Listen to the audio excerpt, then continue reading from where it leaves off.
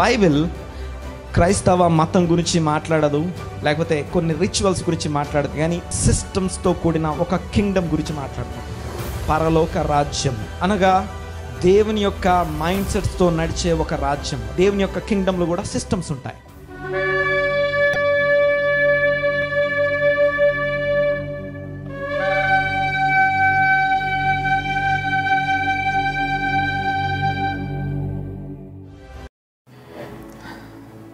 Shalom, praise the Lord. దేవుని నామానికి స్తోత్రం కలుగునుగాక. మరొక ఆదివారము ఇలాగున దేవుని సన్నిధిలో కలుసుకోవడానికి కృపనిచ్చిన ఆయనకే మహిమ కలుగునుగాక. అద్భుతాలు, ఆశ్చర్యకార్యాలు ఈ వారం కూడా జరిగించిన మన సర్వశక్తిమంతునికి ఒక్కసారి స్తోత్రం చెల్లిద్దాం. అలాగే మన మధ్యలో ఇంకా ఎవరైనా బలహీనులుగా ఉన్నారో వారి కొరకు ప్రార్థన చేద్దాం. ఎవరైతే బలహీనతతో బాధపడుతున్నారో వారందరూ ఒక్కసారి నాతో పాటు ఏకీభవించండి. మీ యొక్క కుటుంబాల్లో కానీ బంధుమిత్రుల్లో కానీ ఎవరైనా సరే ఆ యొక్క బలహీనతలు కానీ లేకపోతే ఎనీ కైండ్ ఆఫ్ సిక్నెస్, ఆ యొక్క శరీర సంబంధమైనటువంటి ఇబ్బందులు ఉన్న వారందరి కొరకు ఒక్క మాట ప్రార్థన చేద్దాం. అందరం ఏకీభవిద్దాం ఉన్న పాటున. అలాగే కళ్ళు మూసుకొని ప్రార్థన చేసుకున్న తర్వాత ఈరోజు వాక్యంలోనికి వెళ్తాం. స్తోత్రం నాయన తండ్రి, మీకు వందనాలు, స్తుతులు, స్తోత్రం నాయన. మీ ఘనమైన నామమును బట్టి వందనాలు. మరొక దినము ఇలాగున ఆన్లైన్లో సంఘమంతయు కలిసి ఆనందించి, సంతోషించి, ఉత్సహించి మీ సన్నిధిలో గడుపుటకు కృపనిచ్చినందుకు వందనాలు చెల్లిస్తున్నాం. థ్యాంక్ యూ నాయన. మీకే వందనాలు. సమస్త ఘనత, మహిమ, ప్రభావం మీకే ఆరోపిస్తున్నాం. క్రీస్తు యేసు గొప్ప నామమున ఈ దినమున ప్రత్యేకంగా ఇదిగో ఎవరెవరైతే బలహీనులుగా ఉన్నారో వారి కొరకు ప్రార్థన చేస్తున్నాం. యేసు శిలువ మీద పొందిన దెబ్బల చేత కలుగు స్వస్థత, యేసు శరీరంలోని ఆరోగ్యము ఇప్పుడే మీ బిడ్డలకు కలుగు చేయమని వేడుకుంటున్నాం. స్తోత్రము, స్తోత్రము, స్తోత్రం నాయన. మీ ఘనత, మహిమ, ప్రభావము మీకు కలుగునట్లుగా, మీ కృపా మహిమకు కీర్తి కలుగునట్లుగా ఇదిగో ఈ దినము మరొకసారి గొప్ప కార్యాలు జరిగించండి. ఇదిగో మేము ప్రార్థించినప్పుడు అనేక విషయాలకి మీరు జవాబు దయచేశారు. మీరు దయచేసిన ఇదిగో ఆ యొక్క మీరు జరిగించిన కార్యములు ఇదిగో జవాబులు మీరు ఇదిగో దయచేసిన జవాబులన్నిటిని బట్టి ఒక్కసారి కృతజ్ఞతాస్తుతులు, స్తోత్రం చెల్లిస్తున్నాం నాయన. యేసు నామమున మరొకసారి బలహీనులను ముట్టండి, తాకండి, వారికి మీ స్వస్థత దయచేయమని ప్రార్థిస్తూ ఇదిగో ఎవరెవరైతే ఈ యొక్క ఉపవాస దినాల్లో ఉన్నారో వారందరి కోసం ప్రార్థన చేస్తున్నాం. యేసు నామమున మనోనేత్రాలు వెలిగించండి. జ్ఞానమును, ప్రత్యక్షత కలిగిన మనస్సు వారికి అనుగ్రహించండి. గొప్ప కార్యాలు వారి పక్షంగా జరిగించమని వేడుకుంటున్నాం. ఇదివరకు ఎప్పుడూ లేని సోల్ అకౌంటింగ్ కొరకు ప్రార్థన చేస్తున్నాం.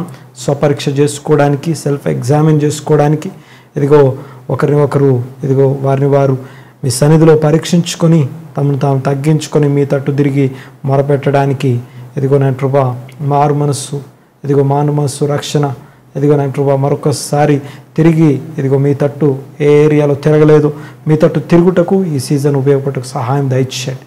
దేవా స్తోత్రం చెల్లిస్తున్నాం నాయన. ప్రతి కుటుంబాన్ని ఈ సమయంలో ఎత్తిపడుతున్నాం. నాతో జాయిన్ అయిన వారందరినీ దీవించండి, ఆశీర్వదించండి. ఘనత, మహిమ, ప్రభావం మీకు ఆరోపిస్తూ నజరేయుడైన యేసుక్రీస్తు నామమున స్తుతించి ఆరాధించి ప్రార్థన చేస్తున్నాము తండ్రి. ఆమేన్, ఆమేన్. దేవునికి మహిమ కలుగునుగాక. హల్లెలూయా. కొండ మీద ప్రసంగంలో మనము 12వ వారం దాకా వచ్చాము. దేవునికి మహిమ కలుగునుగాక. బియాటిట్యూడ్స్, ఆ యొక్క ధన్యతల గురించి ధ్యానించుకున్నాము. మంచి మంచి లోతైన సంగతులను అనుభవించాము. నాతో కలిసి చాలా మెసేజెస్ కానీ కాల్స్ కానీ నేను చూస్తూ ఉన్నప్పుడు చాలా ఆశ్చర్యం కలుగుతూ ఉంది. ఇదివరకు ఎప్పుడు ఈ యొక్క కొండ మీద ప్రసంగంలోని ధన్యతలే, ఇంత అద్భుతమైన సంగతులు ఇందులో దాచబడి ఉన్నాయన్న సంగతి మాకెప్పుడు చూడలేదు పాస్టర్ గారని ఆ యొక్క ఫోన్ చేసి చెప్పిన వారు, తర్వాత మెసేజ్లు పంపించిన వారు, ఒకవేళ పర్సనల్గా చెప్పలేకపోయి ఉండొచ్చు, అనుభవించిన వారందరి పక్షంగా ఇదే దేవునికి స్తోత్రం కలుగునుగాక. దేవుని మహిమ ఆయనకి మాత్రమే మహిమ చెల్లునుగాక. దేవునికి స్తోత్రం.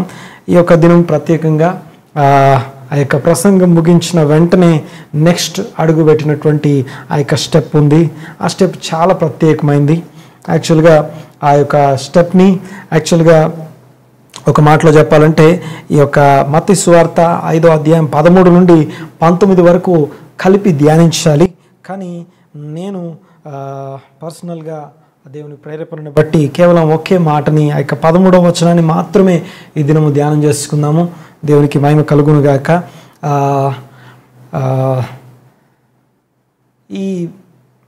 ఈ ధ్యానంలోకి వెళ్తున్నప్పుడు prepare your hearts and minds.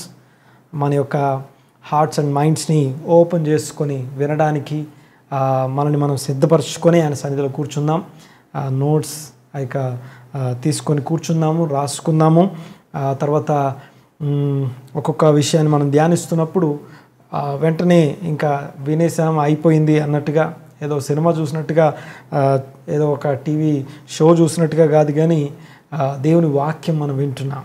దేవునికి స్తోత్రం కలుగును గాక. వాక్యము 2 అంచులు గల ఎటువంటి ఖడ్గము కంటేను వాడి అయినదై ప్రాణాత్మలను కీలను విభజించినంత మట్టుకు దూర్చు హృదయంలోని తలంపుల్ని పరిశోధించడానికి ఆ యొక్క శక్తివంతమైన వాక్యం దగ్గర మనం వెళ్తున్నాం.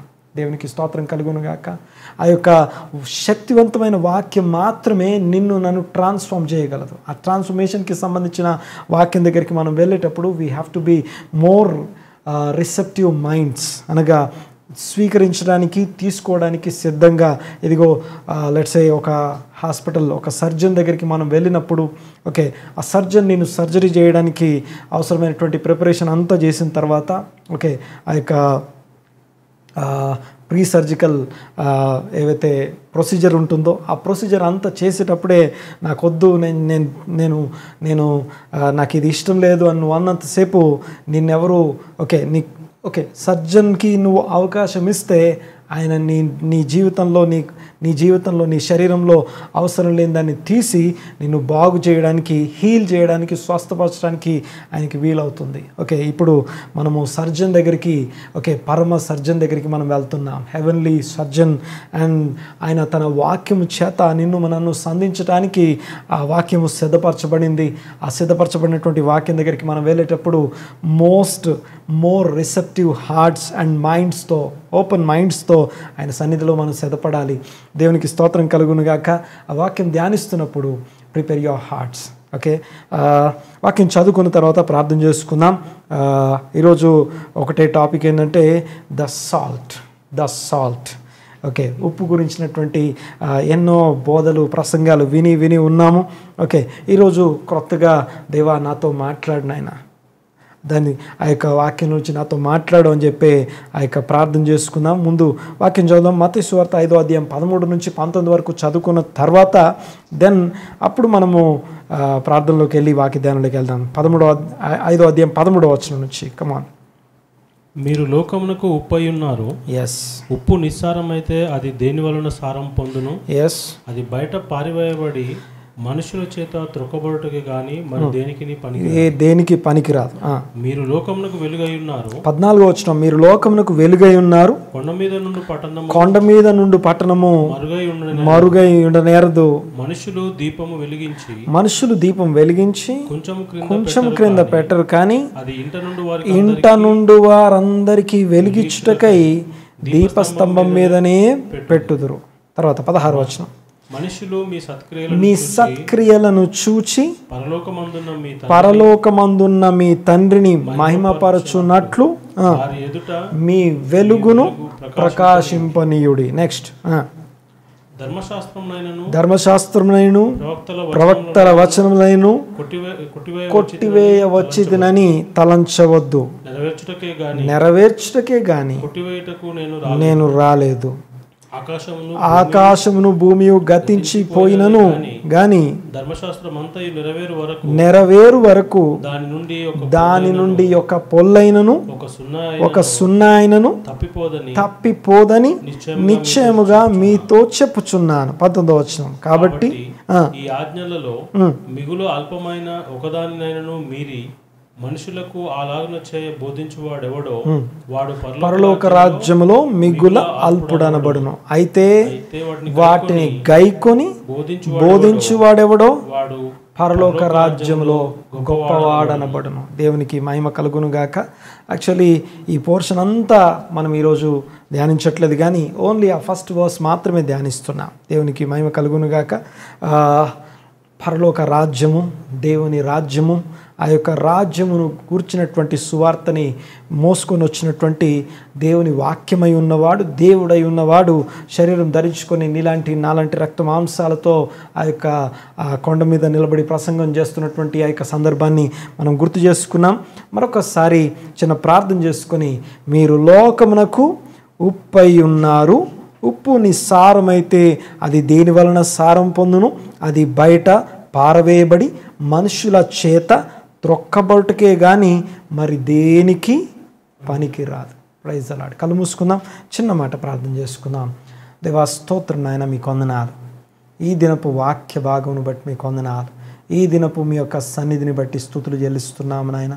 మీకే వందనాలు, వందనాలు, వందనాలు, స్తుతులు. సమస్త ఘనత, మహిమ, ప్రభావం మీకే ఆరోపిస్తున్నాం.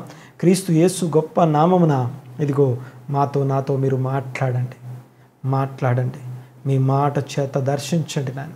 మీ సన్నిధి చేత, ఇదిగో మీ సన్నిధి, మీ వాక్యము చేత మా జీవితాలు నడుచుటకు సహాయం దయచేయండి. అరణ్యంలో ఇశ్రాయేలీని నడిపించడానికి యెహోవా మాట చేత వారు నడిచారు. ఇదిగో మేఘము కదిలినప్పుడు వారు కదిలారు. ఇదిగో మీ సన్నిధిని బట్టి, మీ వాక్యమును బట్టి మేము నడుచుటకు సహాయము దయచేయండి. ఈ సీజన్లో, ఈ తరములో, ఈ ప్రత్యేకమైన ఈ సమయంలో, సంవత్సరంలో, ఈ పరిస్థితుల మధ్యలో కొండ మీద ప్రసంగాన్ని ధ్యానిస్తూ ఉన్నప్పుడు ఇదిగో నాతో ఏకమించిన ప్రతి కుటుంబాన్ని బట్టి వందనాలు చెల్లిస్తున్నాం. యేసు నామమున ఆశీర్వాదకరమైన వాక్యము చేత తాకండి, తట్టండి. ఇగో మనుషుని ఆలోచన, ఒక మనుషుని అనుభవం, ఒక మనుషుని ఆలోచన ఊహ కాదు, కానీ మీ చిత్త ప్రకారమైన మాట ఈ దినం మాకు అనుగ్రహించమని వేడుకుంటూ యేసు నామమున ప్రార్థిస్తున్నాం తండ్రి. Amen, amen. దేవునికి మహిమ కలుగునుగాక. ఓకే, ఫస్ట్ ఆఫ్ ఆల్ ఈ యొక్క వాక్యంలోకి వెళ్ళకముందు నేను ఆ లోకమునకు ఉప్పై ఉన్నారనే మాట దగ్గరికి వెళ్ళకముందు కొన్ని విషయాలు నేను గుర్తు చేస్తాను. ఈ మాటలు చాలా అవసరమైన మాటలు. ఎందుకు ఈ మాటలు చాలా ప్రాముఖ్యమైనవి అంటే గమనించండి ఒకసారి. ఓకే, ఆల్రెడీ మనము ఆ యొక్క బియాటిట్యూడ్స్ లేకపోతే ఆ యొక్క ధన్యతల్లోకి వెళ్ళకముందే స్టేజ్ ప్రిపరేషన్ కోసం మనం మాట్లాడుకున్నాం. కానీ మరొకసారి నేను ఒక గుర్తు చేద్దాం అనుకుంటున్నాను. ఎందుకంటే ఏ సందర్భంలో ఈ మాట పలుకబడింది అనేది అన్నిటికంటే ప్రాముఖ్యమైనది. ఎవరితో మాట్లాడుతున్నారనేది రెండవ ప్రాముఖ్యమైన విషయం. మరొకసారి ఈ మాట లోకమునకు మీరు ఉప్పై ఉన్నారు అనే స్టేట్మెంట్, ఆ మాట ఎవరితో చెప్తున్నారు? ఓకే, రెండవది ఏ సందర్భంలో చెప్తున్నారు? దేవునికి స్తోత్రం కలుగునుగాక. అండ్ ఏ పరిస్థితుల మధ్య చెప్పబడుతుంది? ఆ తర్వాత విన్నవాళ్ళు ఏం అర్థం చేసుకుంటున్నారు? చెప్పేవాళ్ళు ఏ ఉద్దేశంతో ఆ మాట చెప్తున్నారు? These are the main important things. మరొకసారి జాగ్రత్తగా గమనించండి. ఒకసారి ఎవరితో చెప్తున్నారు, రెండవది ఏ పరిస్థితుల మధ్య, ఏ సందర్భం మధ్య ఆ మాటలు వారికి చెప్పబడుతున్నాయి, నెక్స్ట్ మూడవది విన్న వాళ్ళు ఎలా అర్థం చేసుకోగలరు, ఎలా చూడగలరు. ఓకే, దేవునికి స్తోత్రం. చూడండి ఒకసారి, మీరు లోకమునకు ఉప్పై ఉన్నారని నేను అన్నాను అనుకోండి. ఓకే, సో మనకి వాక్యంలో ఉంది కాబట్టి పాస్టర్ గారు ఆ యొక్క మత్తయి సువార్త 5వ అధ్యాయం 13వ అధ్యాయం మాట్లాడారని మీరు చెప్పేస్తారు. ఓకే, ఈ లోకమునకు ఉప్పై ఉన్నారు అనే మాట కంటే అది కాక నేను ఈరోజు మీ దగ్గరికి వచ్చి, ఓకే, నాతో పాటు ఈరోజు ఎవరైతే లైవ్లో ఉన్నారో వారిని పట్టుకొని, నీవు లోకమునకు 5 రొట్టెలు 2 చేపలు అయి ఉన్నావు అని చెప్పాను అనుకోండి. అర్థమవుతుందని మాట్లాడేది. నేను మిమ్మల్ని పట్టుకొని నువ్వు లోకానికి 5 రొట్టెలు 2 చేపలు లాంటి వాడివి అని చెప్పాను అనుకోండి, మీకు అర్థమైపోద్ది. ఏం చెప్తున్నానో మీకు అర్థమైపోతుంది. ఎలాగంటే 5 రొట్టెలు 2 చేపలకు సంబంధించిన ఒక యాక్టివిటీ లేకపోతే ఒక మిరాకిల్, ఒక అద్భుతం ఉంది కనుక ఆ 5 రొట్టెలు 2 చేపలు అనబడుతున్న ఒక చిన్నవాడి భోజనము 5,000 కుటుంబాలకి ఎలా భోజనం పెట్టిందో నేను అలాంటి మిరాకిల్ ఫుడ్నా అనే సంగతి మనకు అర్థమైపోతుంది. అలాగే ఎవరికి చెప్తున్నారు, ఏ పరిస్థితులు, ఏ సందర్భంలో చెప్పబడుతుంది, ఆ తర్వాత ఆ యొక్క విన్నవాళ్ళు దాన్ని ఎలా చూడగలరు, వాళ్ళ పర్స్పెక్టివ్ కూడా మనం అర్థం చేసుకోవాలి. తర్వాత చెప్పే ఆయన ఏ ఆలోచనతో ఈ మాటలు చెప్తున్నాడు. దేవునికి స్తోత్రం కలుగునుగా. చూడండి ఒకసారి ఈ యొక్క సందర్భంలో ఒక్కసారి ఆ యొక్క బ్యాక్గ్రౌండ్ ఆఫ్ ద స్టేట్మెంట్ని ఒక్కసారి మాట్లాడుకుందాం. ఒక్కసారి చూడండి, ఒకసారి యేసు ప్రభు బాప్తిసం దగ్గర నుంచి మనం మాట్లాడుకోవాలి. ఆయన బాప్తిసం తీసుకున్నాడు. ఒక 8 స్టేజెస్ పాయింట్స్ ఫాస్ట్గా చెప్పేసి చూడండి ఒకసారి. ఆ యొక్క 4వ అధ్యాయం 1వ వచనం నుంచి 11వ వచనం వరకు చదివితే, యేసు ప్రభు బాప్తిసం తీసుకున్న తర్వాత ఆ యొక్క అరణ్యంలోకి ఆ యొక్క అపవాది చేత శోధించబట్టుకు నడిపించబడ్డం మనం చూస్తున్నాం. అపవాది చేత శోధించబడ్డం ఇవంతా కూడా 4వ అధ్యాయం 11వ వచనం వరకు చూస్తాం. ఓకే, అపవాది చేత శోధించబడిన యేసయ్య. ఓకే, ఎవరు ఈయన యేసయ్య? ఓకే, నేను వాక్యం చెప్తున్నానంటే వాక్యం నేర్చుకొని వాక్యంను ధ్యానించి చెప్తున్నానేమో, కానీ యేసయ్య వాక్యం ఆయన వాక్యం అయ్యున్నవాడు కనుక ఆయన వాక్యం చెప్పగలడు. దేవునికి స్తోత్రం. ఆయన వాక్యం అయ్యున్నవాడు. ఓకే, వాక్యం అయ్యున్నవాడు, ఆది యందు దేవుని యొద్ద ఉన్నవాడు, దేవుడై ఉన్నవాడు, వాక్యం శరీరం ధరించుకొని మన మధ్యలోకి వచ్చాడు. ఇంకొక మాటలో చెప్పాలంటే, దేవుడు మనుషుల కొరకు ఒక స్కూల్ పెట్టాడు అనుకుందాం. ఒక స్కూల్. వీఆర్ ఆల్ ఈ స్టూడెంట్స్ దేవుని యొక్క. అందుకే వాక్యంలో ఆ యొక్క యెషయా గ్రంథము 54వ అధ్యాయంలో రాస్తుంది, మనమందరము యెహోవా చేత బోధ నొందుతాం. We are all his children, his kids, సంతానము, మరియు ఆయన చేత బోధ నొందే ఆయన students. We are sons and students అనమాట. అర్థమవుతుంది నేను మాట్లాడేది. We are all sons and students అయినటువంటి మన కోసం మరి ఒక అకాడమిక్ ఒక బుక్ ఉండాలి కదా, ఒక టెక్స్ట్ బుక్ కావాలి కదా. దేవుడు ఒక టెక్స్ట్ బుక్ని ఇచ్చాడు.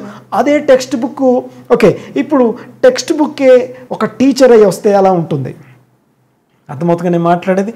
ముందు కుమారులము స్టూడెంట్స్ అయి ఉన్నాం. యెషయా 54లో ఆ మాట చూస్తాం.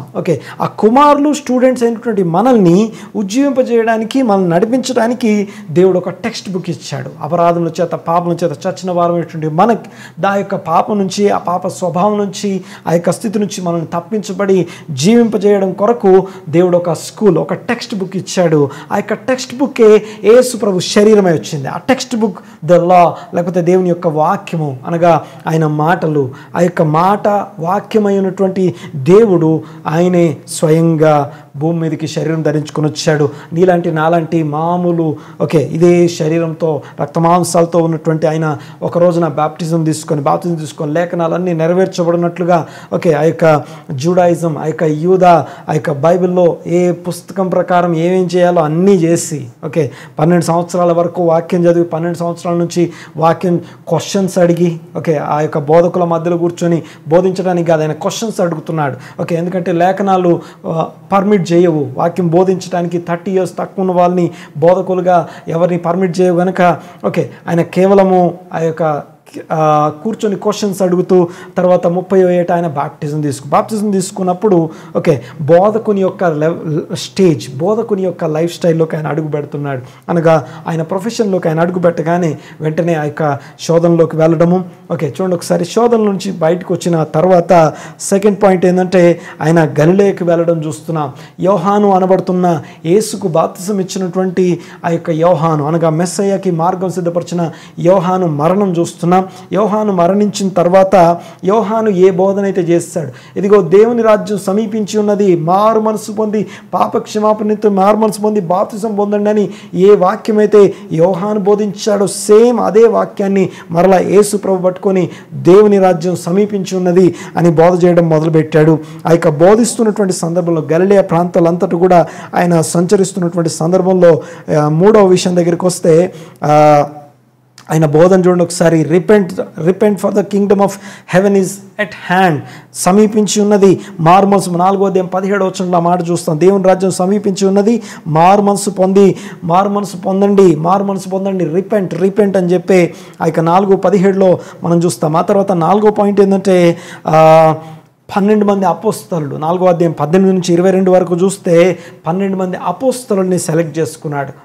అంటే తన బోధ వింటూ తనతో ఉండడం కోసం తన మిషన్ని ఫుల్ఫిల్ చేయడానికి సంబంధించిన ట్రైనింగ్కి సంబంధించినటువంటి ఒక 12 మంది అపోస్తలులని, శిష్యులను ఆయన ఏర్పరచుకున్నాడు. దేవునికి స్తోత్రం. చూడండి ఒకసారి ఆ 12 అపోస్టల్స్ చూడండి ఒకసారి. ఆ 12 మంది ఆ యొక్క 4వ అధ్యాయం 18 నుంచి 22 వరకు మనం చూస్తే ఆ యొక్క అపోస్టల్స్ మనకు కనపడతారు. వారి తర్వాత 5వ విషయం చూస్తే గలిలయలో ఆ యొక్క సినగోగ్స్లో, అనగా అక్కడ ఉన్నటువంటి సమాజ మందిరాల్లో ఆయన బోధిస్తూ అనేకులు రోగులు, ఆ యొక్క రోగం కలిగిన వారిని, అనేకమైనటువంటి ఇబ్బందుల్లో ఉన్న వారిని కానీ స్వస్థపరచడాలు, సూచక్రియలు, అద్భుతాలు చేయడం, ఈ యొక్క ఇవన్నీ మనం చూస్తాం. తర్వాత 6వ విషయం దగ్గరికి వచ్చేసరికి ఆయనని వెంబడించే వాళ్ళు తయారయ్యారు. ఎలా వెంబడించే వాళ్ళంటే గలిలయ, దెకపోలి, తర్వాత యెరూషలేము, యూదయ, ఆ తర్వాత యోర్దానికి అవతల ఉన్నటువంటి దూరంగా ఉన్నటువంటి వాళ్ళందరూ, అనగా ఇదంతా మన 4వ అధ్యాయం 23, 24 వచనాల్లో మనం చూస్తాం. ఓకే, అనేకులు యేసును వెంబడించడం మొదలుపెట్టారు. ఆయనను గురించిన సమాచారం ఆ ప్రదేశం అంతటా వ్యాపించడం మనం చూస్తాం. ఆ తర్వాత 7వ విషయం ఏంటంటే ఆయన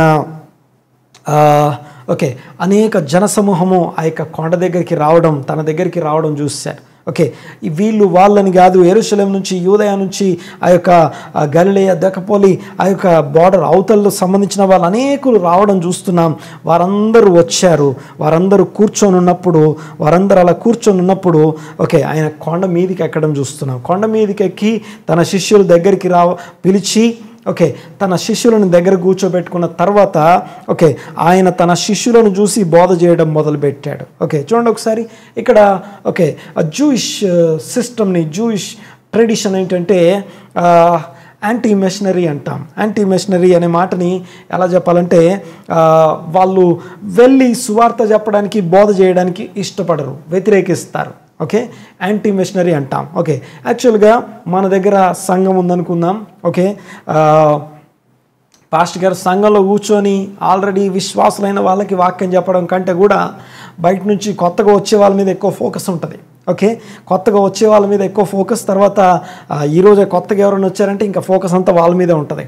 కానీ ఈ జూయిష్ సిస్టమ్ ఎలా ఉంటుందంటే ఎవరైతే సపరేట్ చేయబడి కమిటెడ్గా నేను నిన్ను వెంబడిస్తానని చెప్పి వలలు, తమ యొక్క ఆస్తులు, తమ యొక్క ఇల్లు వదిలిపెట్టి యేసు వెనకాల వచ్చారో వాళ్ళు ప్రయారిటీ నెంబర్ 1. ఓకే, బహుజన సమూహంలో చుట్టూ ఉండొచ్చేమో, కానీ యేసు యొక్క ఫోకస్ అనగా బోధకుని యొక్క ఫోకస్ మాత్రం ఆ యొక్క శిష్యులైనటువంటి 12 మంది ముందు వారి మీదనే ఉంటుంది. అనగా యేసు వారికి బోధిస్తూ వారిని ట్రైన్ చేస్తున్నప్పుడు ఈ బోధ మిగతా వాళ్ళు వినాలి. మిగతా వాళ్ళు విని దాని చేత సంధించబడిన వారైతే వచ్చి జాయిన్ అవుతారు. అయితే ఇక్కడ ఇది దేవునికి స్తోత్రం కలుగును గాక. ఓకే, ఎప్పుడైతే బోధ మొదలు పెట్టాడు 5వ అధ్యాయం 1-2 వచనాలు చూసినప్పుడు మనకి ఇలా కనపడుతుంది. ఆయన ఆరంభించాను, ఆయన మాట్లాడడం మొదలుపెట్టాడు. ఓకే, ఎలా మాట్లాడడం మొదలుపెట్టాడు? ఓకే చూడండి ఒకసారి. క్రౌడ్స్, ఆ యొక్క అనేక మంది బహుజన సమూహం చూస్తూ వింటూ ఉన్నప్పుడు తన శిష్యుల మీద ఫోకస్ పెట్టి ఆయన మాట్లాడుతున్న మాటలు ఓకే ఆత్మ విషయమై దీనులైన వారు ధన్యులు.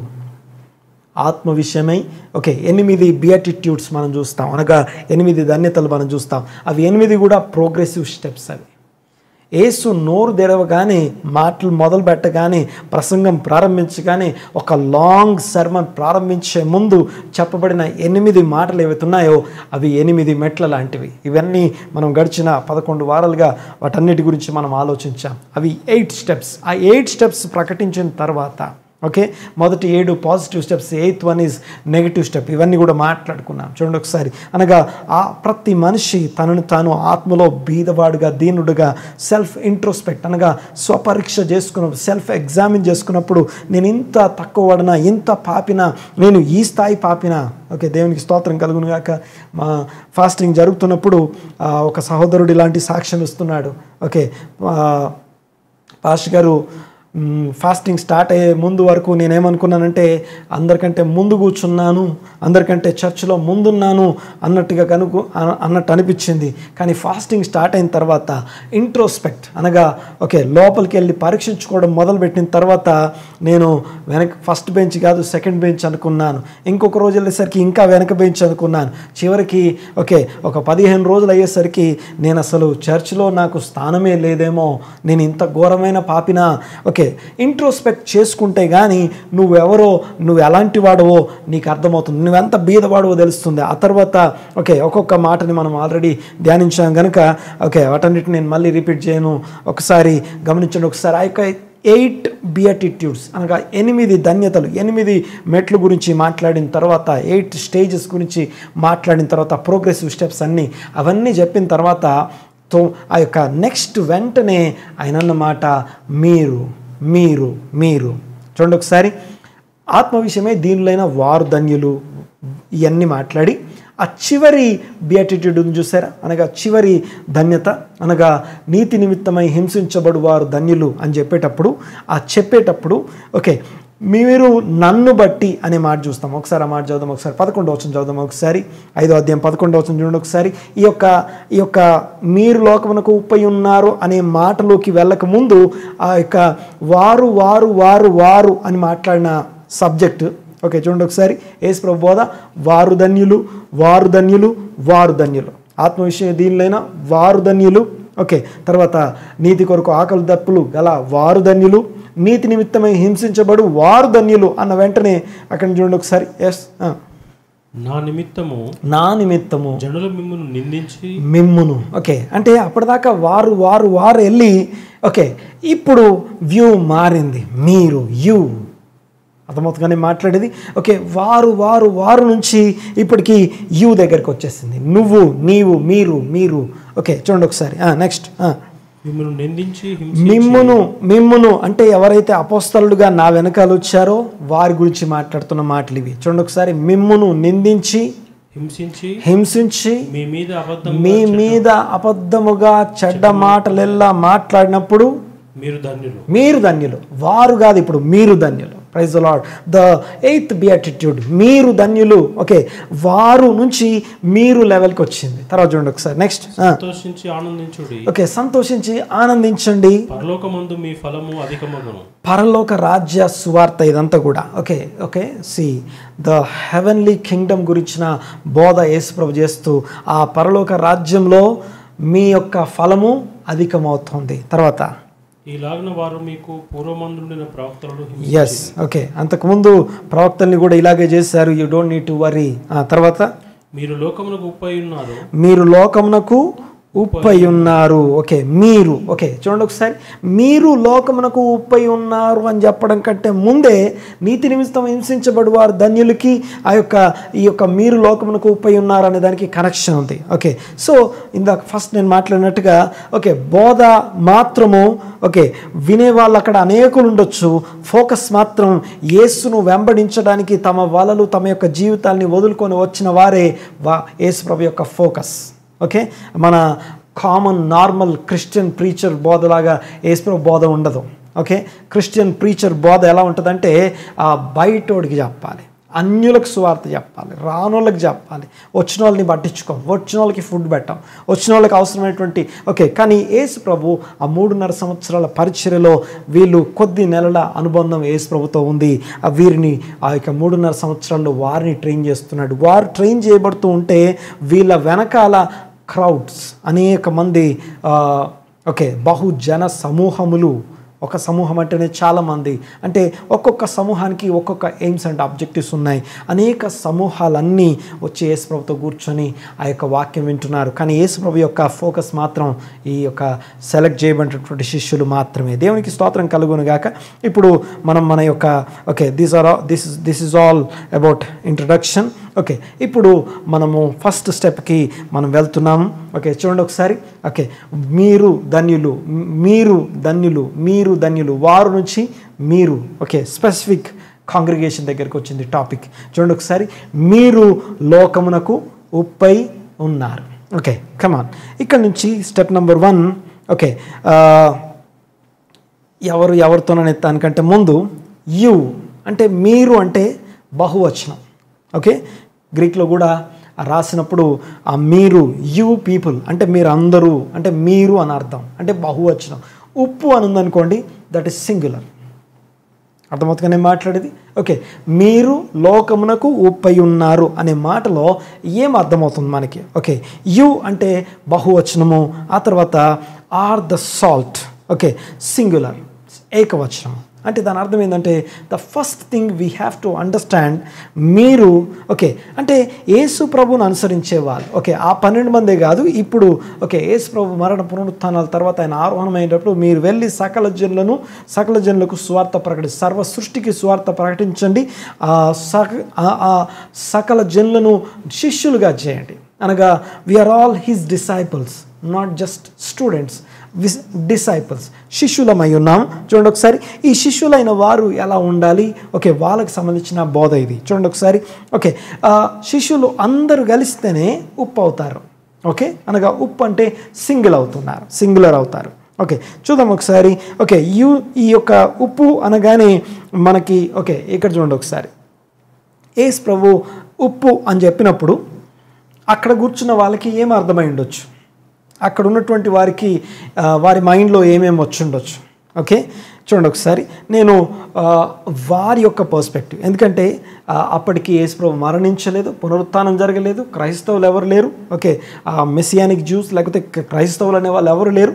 ఓకే, అక్కడ ఉన్న వాళ్ళందరూ కూడా యూదులు. అర్థమవుతుందిగా నేను మాట్లాడేది, అక్కడ ఉన్న వాళ్ళందరూ కూడా యూదులు. నేను మళ్ళీ ఒకసారి చెప్తున్నాను, ఇప్పుడు కనుక మీ దగ్గరికి వచ్చి మీరు లోకమునకు 5 రొట్టెలు 2 చేపలు అయి ఉన్నారు అని నేను అన్నాను అనుకోండి, అప్పుడు మీకు ఏం అర్థం కావాలో అది అర్థమవుతుంది. ఎందుకంటే 5 రొట్టెలు 2 చేపలు ఏం చేస్తాయో మీకు అన్నీ తెలుసు కాబట్టి.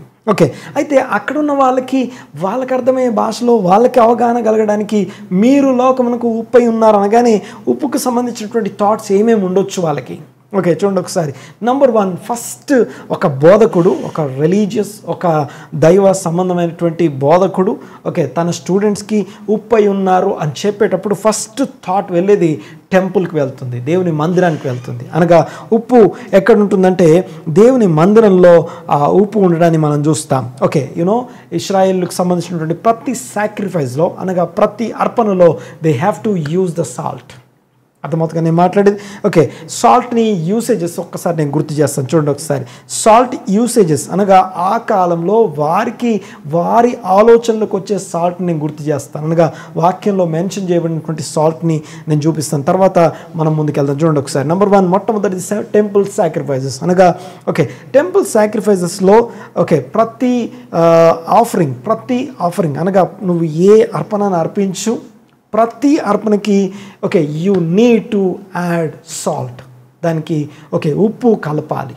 ఓకే, ఆ తర్వాత ఉప్పు అనేది ఒక ప్రిజర్వేటివ్ అంటే లెట్స్ సే ఇంకా ఐఎమ్ సారీ, ఫస్ట్ రిచువల్స్ వైజ్గా ఆలోచిద్దాం. రిచువల్స్ అంటే ఆ యొక్క టెంపుల్లో ప్రతిరోజు అర్పించే అర్పణలు కానీ సీజనల్గా అర్పించే ఏ అర్పణను తీసుకురండి, యూ మస్ట్ యాడ్ సాల్ట్ లేకుండా అర్పణ అవ్వదు. ఓకే, తర్వాత రెండోది సబ్బాత్ అంటాం. సబ్బాతు అనగా శనివారం రోజు ఏదైతే విశ్రాంతి దినం ఉందో ఆ విశ్రాంతి దినం రోజున ఓకే, ఆ విశ్రాంతి దినానికి ముందు రాత్రి అనగా శుక్రవారం రాత్రి ఏదైతే ఉందో కుటుంబంగా కూర్చొని రొట్టె విరుచుట అనేది ఆనవాయితీ. ఆ యొక్క కుటుంబంగా రొట్టె విరిచేటప్పుడు దాన్ని హాలా బ్రెడ్ అంటాం. ఆ యొక్క హాలా బ్రెడ్ స్పెషల్గా ఉంటుంది. ఓకే, ఆ హాలా బ్రెడ్ యొక్క స్పెషల్ బ్రెడ్ అది. ఓకే, సో దాన్ని స్పెషల్గా తయారు ఆ బ్రెడ్ని వాళ్ళు విరిచే ముందు ఆ బ్రెడ్ మీద వాళ్ళందరూ కూడా ఉప్పు జాలడం చూస్తాం. అనగా బ్రెడ్ మీద ఉప్పు స్ప్రింకిల్ చేసిన తర్వాత ఆ రొట్టె విరిచి కుటుంబం తీసుకుంటుంది. ఆ తర్వాత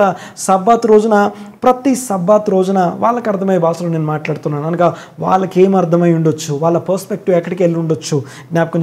ప్రతి సబ్బాత్ రోజున మధ్యాహ్న సమయంలో ఆ యొక్క సహవాసం తర్వాత కూడా ఆ రొట్టె విరిచినప్పుడు ఆ యొక్క హాలా బ్రెడ్ అంటాం.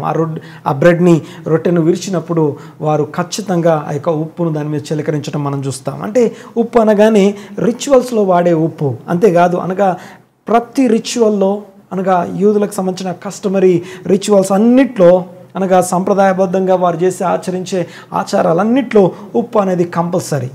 ఆ యొక్క సబ్బాత్ టేబుల్ మీద ఆ యొక్క బ్రెడ్ రొట్టె పెట్టి ఆ రొట్టెతో పాటు వైన్ గ్లాస్ పెట్టి దాని పక్కన ఖచ్చితంగా ఉప్పు కప్పు ఉంటుంది. ఉప్పుకు సంబంధించినటువంటి ఒక పాత్ర అక్కడ ఉండాలి. సో అర్థమవుతుందని నేను మాట్లాడేది. ఉప్పు అనేది అక్కడికి వచ్చి అంటే కంపల్సరీ వాడే ఒక రిచువల్ థింగ్. తర్వాత మందిరంలో అర్పించే అర్పణలన్నింటిలో యూజ్ చేసే రిచువల్ అది. ఆ తర్వాత నెక్స్ట్ జనరల్ కామన్ అండర్స్టాండింగ్ ఆ కాలానికి సంబంధించి చూస్తే ఉప్పు అనేది ఒక ప్రిజర్వేటివ్.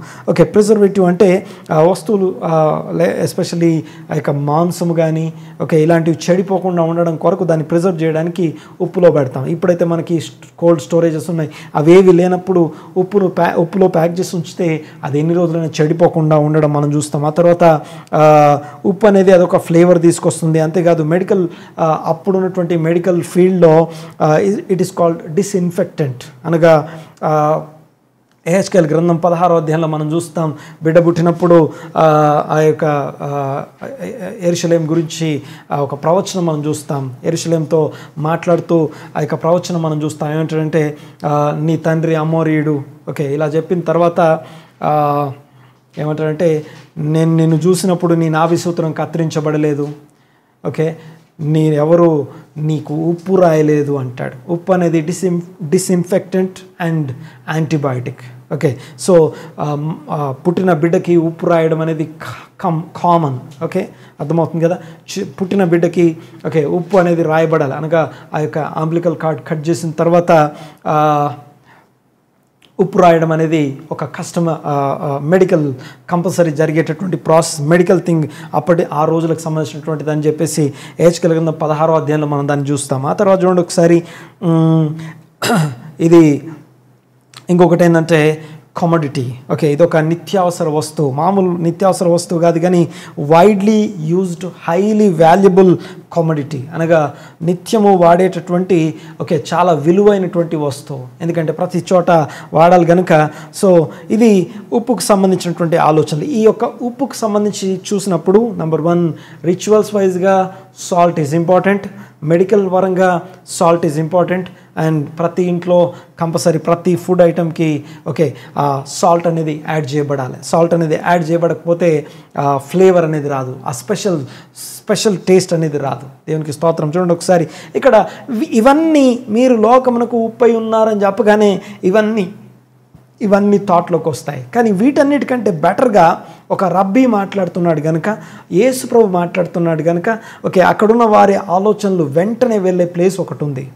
ఓకే, ఇప్పుడు నేను 5 రొట్టెలు 2 చేపలు అనగానే మీ మైండ్ ఎక్కడికి వెళ్తుందో, ఓకే యేసు ప్రభు మీరు లోకమునకు ఉప్పై ఉన్నారు అనగానే వాళ్ళ మైండ్ వెళ్ళే ఒక స్పాట్ ఒకటి ఉంది, అనగా బాగా తెలిసినటువంటి ఒక ప్లేస్ ఒకటి ఉంది, అనగా బిబ్లికల్గా హిస్టారికల్గా ఒక స్పాట్ ఒకటి ఉంది. దాని గురించి కొంతసేపు మాట్లాడుకుందాం. చూడండి ఒకసారి, మీరు లోకమునకు ఉప్పై ఉన్నారు అనే మాటని ఎలా అర్థం చేసుకోవాలని. 2వ రాజుల గ్రంథంలో మనకి ఎలీషా గురించి మనకు తెలుసు. ఏలియా ఎత్తబడిన తర్వాత ఎలీషా ఆ యొక్క 200 అభిషేకాన్ని మనం చూస్తాం. చూడండి ఒకసారి, ఆ యొక్క 200 అభిషేకంతో వచ్చిన తర్వాత ద ఫస్ట్ మిరకిల్ ఏలియా జీవితంలో, ఏలియా యొక్క పరిచర్యలో ద ఫస్ట్ మిరకిల్ అనగా ఓకే ఏలియా యొక్క చేసినటువంటి first miracle that is about సాల్ట్కి సంబంధించినటువంటి అద్భుతాన్ని మనం చూస్తాం. ఒకసారి చూడండి ఒకసారి, 2వ రాజుల గ్రంథము 2వ అధ్యాయం 19వ వచనం. 2వ రాజుల గ్రంథం 2వ అధ్యాయం 19వ వచనం చదువుకుందాం. అంతటా ఆ పట్టణపు వారు, ఈ పట్టణమున్న చోటు రమ్యమైనదని మా ఏలినవాడవైన నీకు కనబడుచున్నది, కానీ నీళ్లు మంచివి కావు, అందుచేత భూమియు నిస్సారమై ఉన్నదని ఎలీషాతో అనగా, అతడు క్రొత్త పాత్రలో ఉప్పు వేసి నా యొద్దకు తీసుకొని రండని వారితో చెప్పాను. వారు తీసుకొని రాగా అతడు ఆ నీటి ఊట యొద్దకు పోయి అందులో ఉప్పు వేసి, యెహోవా సెలవిచ్చినదేమనగా, ఈ నీటిని నేను బాగు చేసి ఉన్నాను గనుక ఇక దీని వలన మరణము కలుగకపోవును, భూమియు నిస్సారముగా ఉండదు అనెను. కాబట్టి నేటి వరకు ఎలీషా చెప్పిన మాట చొప్పున ఆ నీరు మంచిదై ఉన్నది. Praise the Lord. దేవునికి స్తోత్రం. ఓకే, ఈ భాగము, ఈ మిరకల్, ఎలీషా మిరకల్ ఏదైతుందో, this is called first miracle. Elisha ఆ యెరికో పట్టణానికి సంబంధించినటువంటి స్టోరీ ఇది. పట్టణం రమ్యమైనదే, కానీ ప్రాబ్లం ఏంటంటే అక్కడ భూమి నిస్సారమైంది కాబట్టి పంటలు పండవు. అంతేకాదు అక్కడ నెక్స్ట్ పాయింట్ ఏంటంటే అక్కడ మనము మరణం చూస్తాం. ఓకే, ఇంకో మాట మిస్క్యారేజ్ అంటాం, అనగా పిల్లలు పుట్టకముందే గర్భంలో ఉండగానే చనిపోవడాలు. ఓకే, ఇలాంటివన్నీ ఉన్న సందర్భంలో ఓకే అక్కడ లేనిది ఒకటి ఉంది, దట్ ఈస్ ద సాల్ట్. మీరు లోకమునకు ఉప్పై ఉన్నారు అని యేసు ప్రభు శిష్యులకు చెప్పినప్పుడు ఆ కోడ్, ఆ ఉప్పు అనే మాట వెంటనే వెళ్ళే ఒక అవగాహన ఎక్కడికంటే ఆ రాజుల గ్రంథం ఎలీషా అద్భుతం దగ్గరికి వెళ్తుంది. ఓకే, చూడండి ఒకసారి, ఆ ఎలీషా అద్భుతాన్ని చూసి మీరు లోకానికి ఉప్పై ఉన్నారు అంటాడు. ఒక్కసారి చూడండి ఒకసారి, ఎరికో పట్టణంలో ఆ ఉప్పు, ఎలీషా తీసుకొచ్చినటువంటి ఆ ఉప్పు ఏదైతే ఉందో ఎరికో పట్టణాన్ని ఏం చేసింది? The same thing you people are going to do in this world. Okay, జాగ్రత్తగా రండి ఒకసారి. నెంబర్ 1, మొట్టమొదటిది, you are the supernatural in this world. Okay, చూడండి ఒకసారి, సూపర్ న్యాచురల్. ఆ సాల్ట్ ఏదైతుందో నార్మల్ న్యాచురల్, ఓకే, మనం రోజు వాడే ఉప్పు లాంటి ఉప్పు కాదు, సూపర్ న్యాచురల్ సాల్ట్. ఓకే, ఎలాంటి సాల్ట్ అంటే నీటి ఊట ఒకటి ఉంది, ఆ నీళ్లు మంచివి కాదు, మరణకరమైనటువంటి నీళ్లు. ఆ నీటి ఊట వచ్చి ఆ నేల యొక్క సారాన్ని చంపేస్తుంది. అంతేకాదు అవి తాగినటువంటి మనుషులను కూడా చంపేస్తుంది. ఏరియా మంచిదే, కానీ అక్కడ ఉన్నటువంటి ఆ నీటి ఊటను బట్టి, ఓకే, ఆ నీటి ఊటని బాగు చేసే సాల్ట్. దేవునికి స్తోత్రం. ఓకే, అలాగే మనలో కూడా ఊటలు ఉన్నాయి. దేవునికి స్తోత్రం. చూడండి ఒకసారి, నరుని యొక్క హృదయంలోని, తలంపులోని, ఆలోచనలోని ఊహ ఎల్లప్పుడూ చెడ్డది అనే మాట మనం చూస్తాం. దేవునికి మహిమ. చూడండి ఒకసారి, ఎల్లప్పుడూ ఆ యొక్క ఊటని బాగు చేయడానికి we need some salt. Salt ఏంటిది అంటే దట్ ఈస్ ఫెలోషిప్, అనగా సరైనటువంటి వ్యక్తుల సహవాసం, సరైన మాటలు నీ జీవితంలోకి వెళ్ళినప్పుడు నీ యొక్క ఊటలు కూడా మారిపోతాయి. దేవునికి స్తోత్రం. నంబర్ 1, మీరు లోకమునకు ఉప్పై ఉన్నారంటే మీరు వెళ్ళి మాట్లాడుతున్నప్పుడు ఇలాంటి ఎరుకో పట్టణం లాంటి పట్టణాలు ఏవైతే ఉన్నాయో, అనగా వారి సారము, వారి భూములు సారవంతం కాకుండా చచ్చిపోయినటువంటి భూములు, ఆ తర్వాత ఓకే మిస్క్యారేజ్, లేకపోతే ఇంకా మరణము, ఓకే, రోగాలు, ఇబ్బందులు కలిగినటువంటి ఆ పట్టణాన్ని బాగు చేయడానికి, okay, number 1 supernatural, life giving, effective, influencive, healing, hope giving, preservative salt. You are the salt. దేవునికి స్తోత్రం కలుగునుగాక. యేసు ప్రభు okay you are the salt of the earth అని మాట్లాడుతున్నప్పుడు, సాల్ట్ ఆఫ్ ద ల్యాండ్ అని మాట్లాడుతున్నప్పుడు ఆయన మాటల్ని మనం అర్థం చేసుకోవడానికి ట్రై చేస్తున్నాం. శిష్యులకి వెంటనే వెళ్ళే స్పాట్ ఎలీషా యొక్క అద్భుతం దగ్గరికి వెళ్ళడం మనం చూస్తాం. ఓకే, చూడండి ఒకసారి, ఈ యొక్క బోధని ఓకే విన్న వాళ్ళు సంగతులు ఓకే యేసు ప్రభు బోధ కంటే కూడా యేసు ప్రభు చేసిన అద్భుతాలు ఎక్కువ గుర్తుంటాయి మనకి. ఓకే, అర్థమవుతుంది నేను మాట్లాడేది. ఆయన చేసిన బోధ కంటే కూడా అద్భుతం ఎక్కువ గుర్తుండి, అలాంటి అద్భుతం నాకు ఎప్పుడైనా అవసరం ఉన్నప్పుడు నేను ఆయన దగ్గర రావడానికి ట్రై చేస్తాను. కానీ బోధ ప్రాముఖ్యమైనది, బోధ విని రోగం కుదుర్చుకోవాలి. అయితే ఇక్కడ వీరికి చెప్పగానే ఆ యొక్క అద్భుతం జరిగి ఉప్పు చేసే అద్భుతాల దగ్గరికి మైండ్ వెళ్తుంది. ఓకే, సో అందుకే ఎలీషా యొక్క అద్భుతాన్ని నేను గుర్తు చేస్తున్నాను. దేవునికి స్తోత్రం. మీరు ఎలీషా ఉప్పు ఎలాగైతే ఎరికో పట్టణంలో ఆ యొక్క ఊటని బాగు చేసి పట్టణాన్ని, రమ్యమైన పట్టణాన్ని మరింత ఆశీర్వాదకరంగా మార్చిందో, దేవుడు లోకంని ఎంతో ప్రేమించాడు. ఈ లోకానికి ఉప్పుగా ఆ యొక్క యేసుప్రభు శిష్యులను ఇచ్చాడు. అదే యేసుప్రభు శిష్యుల వెనకాల ఈ రోజున మనం కూడా అదే సీట్లో కూర్చొని ఉన్నాం, అదే స్కూల్లో, అదే కాలేజ్లో, అదే బెంచ్ మీద కూర్చొని ఉన్నాం. అపోస్తలులు కూర్చున్నటువంటి అదే సీట్లలో నువ్వు నేను కూర్చొని ఉన్నాం. ఈ రోజున మీరు లోకమునకు ఉప్పై ఉన్నారు, అనగా ఆత్మ విషయమైన దీనులైన వారు ధన్యులు, తర్వాత దుఃఖపడువారు ధన్యులు, తర్వాత సాత్వికులు ధన్యులు, నీతి కొరకు ఆకలి దప్పులు గలవారు ధన్యులు, కనికరం గలవారు ధన్యులు, హృదయ శుద్ధి గలవారు ధన్యులు. ఇలాగా నీతి కొరకు ఆకలి దప్పులుగా ఇవన్నీ నీతి హింసించబడువారు ధన్యులు. ఇలా ఇవన్నీ చెప్పి ఓకే మీరు ధన్యులైన తర్వాత యు ఆర్ ద సాల్ట్, మీరు లోకమునకు ఉప్పై ఉన్నారు అనే మాట మనం చూస్తున్నాం. దేవునికి స్తోత్రం. ఓకే, ఈ you are the salt of the earth అన్నప్పుడు, ఓకే జాగ్రత్తగా గమనించండి ఒకసారి. You are the salt of the earth అన్నప్పుడు యూనో మొత్తం వరల్డ్ అంతానా? ఓకే, జాగ్రత్తగా వినండి ఒకసారి. అంటే you are the salt of the earth అన్నప్పుడు ఈ భూమి మొత్తంకి మీరు ఉప్పన, నేను వాళ్ళ గురించి మాట్లాడుతున్నాను. అనగా ఆ యొక్క అక్కడ కూర్చొని వింటున్నటువంటి యూదా బోధకుడు బోధిస్తుంటే యూదులైనటువంటి వాళ్ళు వింటున్నప్పుడు ఎలా తీసుకుంటారన్న దాని గురించి ఆ యొక్క గ్రీక్ భాషలో గీస్ అనే పదం మనం చూస్తాం. గీస్ అంటే యునో ల్యాండ్ అని అర్థం. Okay, you are the salt of the land, not earth. అంటే ఓకే ఎవరైనా సరే ల్యాండ్ అనే పదము ఒక యూదుడు ఇంకో యూదుడితో ల్యాండ్ అనే పదం పలికాడంటే దట్ ఈస్ ఓన్లీ పాల్తీన్ ప్రజ దేశం, అనగా కనాను దేశం, ఆ యొక్క ఇశ్రాయేల్ దేశం గురించి మాత్రమే మాట్లాడుతున్నారు. ఓకే, అంటే ఈ యొక్క ఇశ్రాయేల్ కొరకు వచ్చినటువంటి యేసు ప్రభు ఓకే ఆ యొక్క ఏర్పరచబడినటువంటి ఆ యొక్క 12 మంది శిష్యులతో మాట్లాడుతున్నప్పుడు మీరు ఈ ల్యాండ్కి ఉప్పై ఉన్నారు అంటున్నాడు. దేవునికి స్తోత్రం. అంటే ల్యాండ్కి ఉప్పై ఉన్నారంటే ల్యాండ్ అంటే అదొక డర్ట్, ధూళి దుమ్ము కోసం కాదు. ఓకే, లోకం కోసం, లేకపోతే అక్కడ ఉన్నటువంటి ప్రజల కోసం, అక్కడ ఉన్నటువంటి థింగ్స్ అన్నిటి కొరకు అని అర్థం. చూడండి ఒకసారి ఇక్కడ నెక్స్ట్ పాయింట్లోకి మనం వెళ్తున్నాం. చూడండి ఒకసారి, వెన్ డిడ్ దిస్ సాల్టినెస్ బిగిన్? ఈ సాల్టీనెస్ అనేది ఎప్పుడు ప్రారంభించబడింది? ఓకే, ఇప్పుడు మనం మాట్లాడుకుంటున్నాం. ఇప్పటిదాకానేమో ఓకే శిష్యులకి ఏం అర్థమై ఉండొచ్చు మాట్లాడుకున్నాం కదా. ఓకే, శిష్యుల మైండ్ ఎక్కడికెక్కడికి వెళ్ళొచ్చు అన్న సంగతులు మాట్లాడుకున్నాం. ఓకే, తర్వాత ల్యాండ్ అంటే నాట్ అంత ల్యాండ్ కాదు, ఓన్లీ పాలిథీన్ ప్రపంచ దేశం అనబడుతున్నటువంటి ఆ యొక్క ల్యాండ్ అని అర్థం. వాళ్ళు మాట్లాడుకునేటప్పుడు ల్యాండ్ అనే పదం వచ్చింది అంటే వాళ్ళ ల్యాండే ల్యాండ్. ఓకే, మిగతా ల్యాండ్ అంతా ల్యాండ్ అని దాని సంబోధన అది కాదు, టర్మినాలజీ. చూడండి ఒకసారి. Okay, when did this saltiness begin? ఎప్పుడు ఈ యొక్క ఉప్పుకు సంబంధించిన విషయాలు ఎప్పుడు ప్రారంభించబడ్డాయి? దేవునికి స్తోత్రం కలుగును గాక. అసలు ఈ ఉప్పుకు సంబంధించిన విషయాలు ఎప్పుడు ప్రారంభించబడ్డాయి?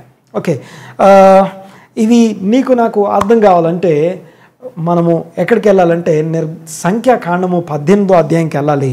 ఓకే, దానికంటే ముందు లేవియా కాండం 2వ అధ్యాయం 13వ వచనం చూడండి ఒకసారి. లేవియా కాండం 2వ అధ్యాయం 13వ వచనం. లేవియా కాండము. నీవు అర్పించు ప్రతి నైవేద్యమునకు ఉప్పు చేర్చవలెను. నువ్వు ఏ అర్పణ అర్పించినా సరే ప్రతి నైవేద్యానికి ప్రతి ఆఫరింగ్ అని అర్థం. ఓకే, యూనో మందిరంలో ఆ యొక్క లెట్స్ సే రక్తము దేవుని సన్నిధిలో అర్పించబడాలి. రక్తం తినడానికి వీలు లేదు, రక్తం ఓకే, ఆ యొక్క రక్తాన్ని తీసేయడానికి దే యూజ్ సాల్ట్. మందిరంలో సాల్ట్ వాడతారు. ఓకే, తర్వాత లేవియా కాండం 2:10 ప్రతి అర్పణలో సాల్ట్ అనేది వాడబడాలి. ఓకే, ఎందుకు సాల్ట్ వాడాలి? మళ్ళీ ఒకసారి చదవండి ఒకసారి. 2వ అధ్యాయం 13వ వచనం. నీవు అర్పించు ప్రతి నైవేద్యానికి you have to add salt. Next, నీ దేవుని నిబంధన యొక్క ఉప్పు. ఆ ఉప్పు పేరు ఏం పేరు? నిబంధన ఉప్పు. Okay, salt is nothing but the covenant అని అర్థం. దేవుడు ఓకే ఉప్పు గురించి మాట్లాడేటప్పుడు salt is nothing but the covenant. Covenant అంటే నిబంధన అని అర్థం. దేవునికి స్తోత్రం కలుగును గాక. జనరల్గా విషయం ఎలా ఉంటుందంటే యూనో పస్కా పండుగ జరిగేటప్పుడు ఆ యొక్క రొట్టెని యేసుప్రభు అంటాడు, వాక్యంలో మనం చూస్తాము ఎలాగంటే ఈ నాతో పాటు ముక్క ముంచేవాడు నన్ను అప్పగించేవాడు అని ప్రకటిస్తాడు. ప్రకటించినప్పుడు చూడండి ఒకసారి ఆ యొక్క యోహానుతో ఆ మాట చెప్తున్నప్పుడు ఆ ముంచడము అంటే సాల్ట్ వాటర్ ఉంటుంది అక్కడ.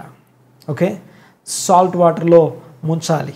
ఓకే, లెట్స్ సే ఇక్కడ ఒక్క విషయం అర్థం చేసుకోండి ఒకసారి. ఒక మామూలుగా ఎలాగంటే ఈ సహవాసం ఎలా ఉంటుందంటే లెట్స్ సే మీరు ఏదైనా ఒక ఇజ్రాయెల్లో ఒక దేశానికి ఇజ్రాయెల్ దేశంలో ఏదైనా టౌన్కి కానీ వెళ్ళారనుకోండి, అక్కడ ఓకే ఇది యాక్చువల్లీ నాట్ ఎగ్జాక్ట్లీ అంటే ఇలా ఉంటుంది అన్న నేను చెప్పట్లేదు, కానీ ఓకే జనరల్గా చెప్పబడుతున్న విషయాన్ని జ్ఞాపకం చేస్తాను చూడండి ఒకసారి. హోటల్లో కానీ లేకపోతే ఒక ఇంట్లో బస చేసినప్పుడు ఆ ఇంటి వాళ్ళు మీరు ఒక నిబంధన ఉంటుంది. ఆ నిబంధన మీరిద్దరు కలిసి ఒక బ్రెడ్, సాల్టీ బ్రెడ్, సాల్ట్ కలిపినటువంటి బ్రెడ్ని మీరు తిన్నారనుకోండి.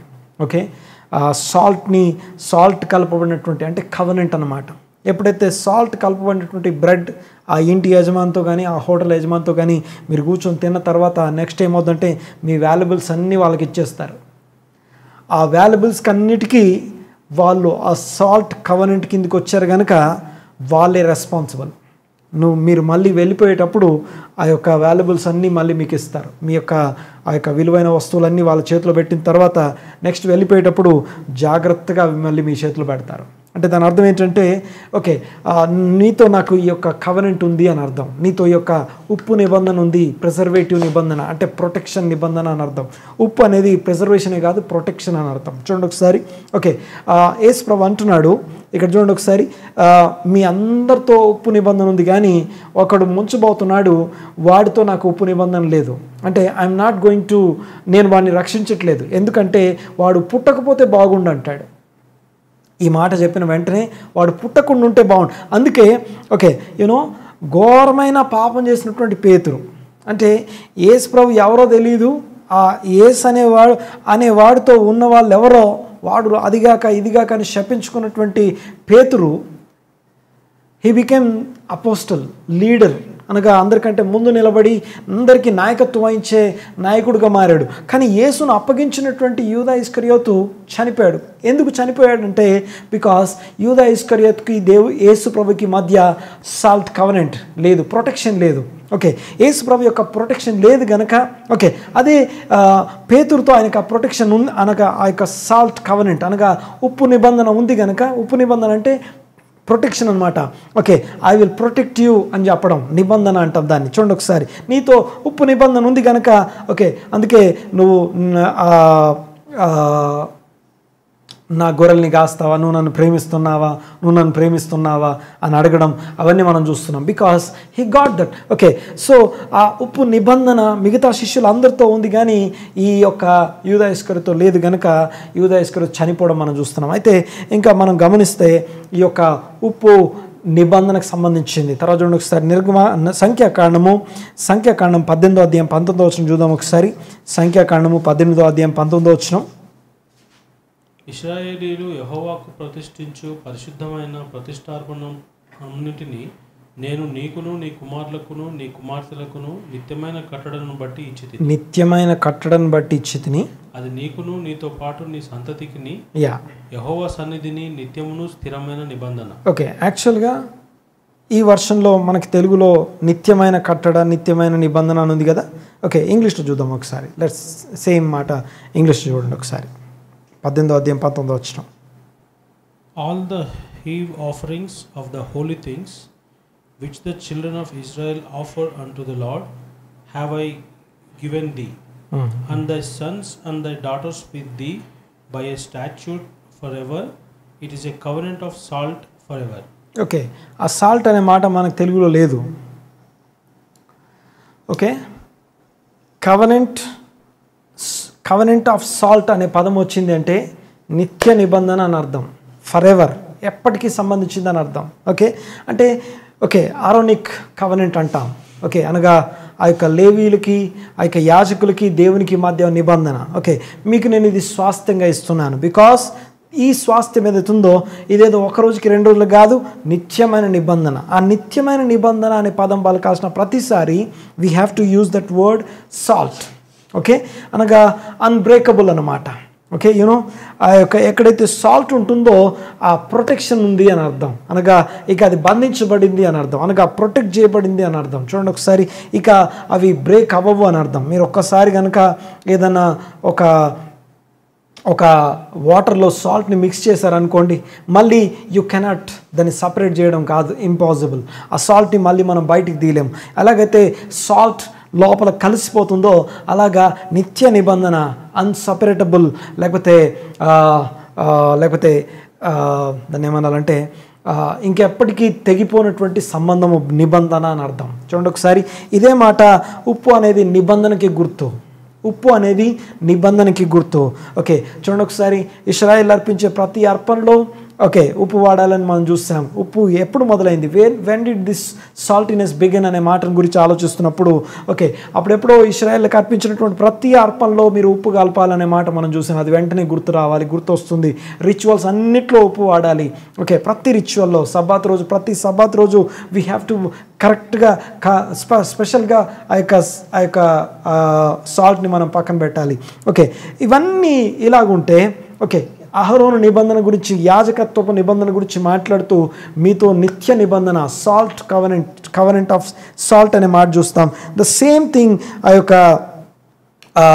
ఇంకో దగ్గర చూస్తాం. చూడండి ఒకసారి, క్రానికల్స్ దినవృత్తాంతముల గ్రంథము 2వ దినవృత్తాంతముల గ్రంథము 13వ అధ్యాయం 5వ వచనం. 2వ దినవృత్తాంతముల గ్రంథం 13వ అధ్యాయం 5వ వచనం.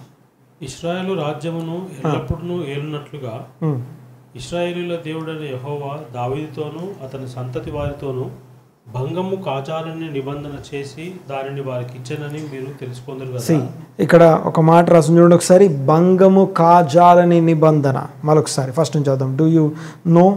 డూ యూ నాట్ నో ఇశ్రాయేలు రాజ్యమును ఎల్లప్పుడూ ఏలునట్లుగా ఇశ్రాయేలీయుల దేవుడైన యెహోవా దావీదుతోనూ అతని సంతతి వారితోనూ భంగము కాజాలని నిబంధన అంటే నిత్య నిబంధన అన్బ్రేకబుల్ చేసి దానిని వారికి ఇచ్చనని మీరు తెలుసుకుందరు కదా. ఓకే, అయినను దావీదు కుమారుడైన సొలొమోనుకు దాసుడును నెబాతు కుమారుడునకు యెరోబాము పనికిమాలిన దుష్టులతో కలిసి. చాలు ఒక్కసారి చూడండి. ఒకసారి దావీదు తర్వాత సొలొమోన్ మహారాజు ఉన్నాడు. సొలొమోన్ మహారాజు తర్వాత రెహబాము యెరోబాము ఇద్దరు వేరువేరుగా రెండు రాజ్యాలుగా విడిపోవడం మనం చూస్తున్నాం.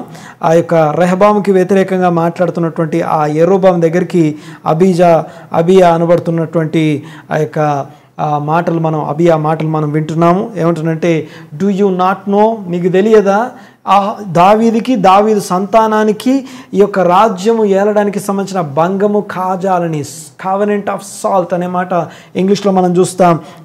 హీబ్రూలో కూడా మనం ఆ మాట చూస్తాం, బ్రిట్ మలాక్ అనే మాట. ఓకే, సో బంగము కాజాలని నిబంధన, ఓకే, ఉప్పు నిబంధన అనే మాట మనం చూస్తున్నాం. తెలుగులో మనకి ఫుట్ నోట్లో ఉప్పు నిబంధన అనే మాట మనం చూస్తున్నాం. దేవునికి స్తోత్రం కలుగును గాక. ఓకే, ఇక ఫైనల్గా నేను ఇంకొక విషయాన్ని జ్ఞాపకం చేసి క్లోజ్ చేస్తాను. చూడండి ఒకసారి.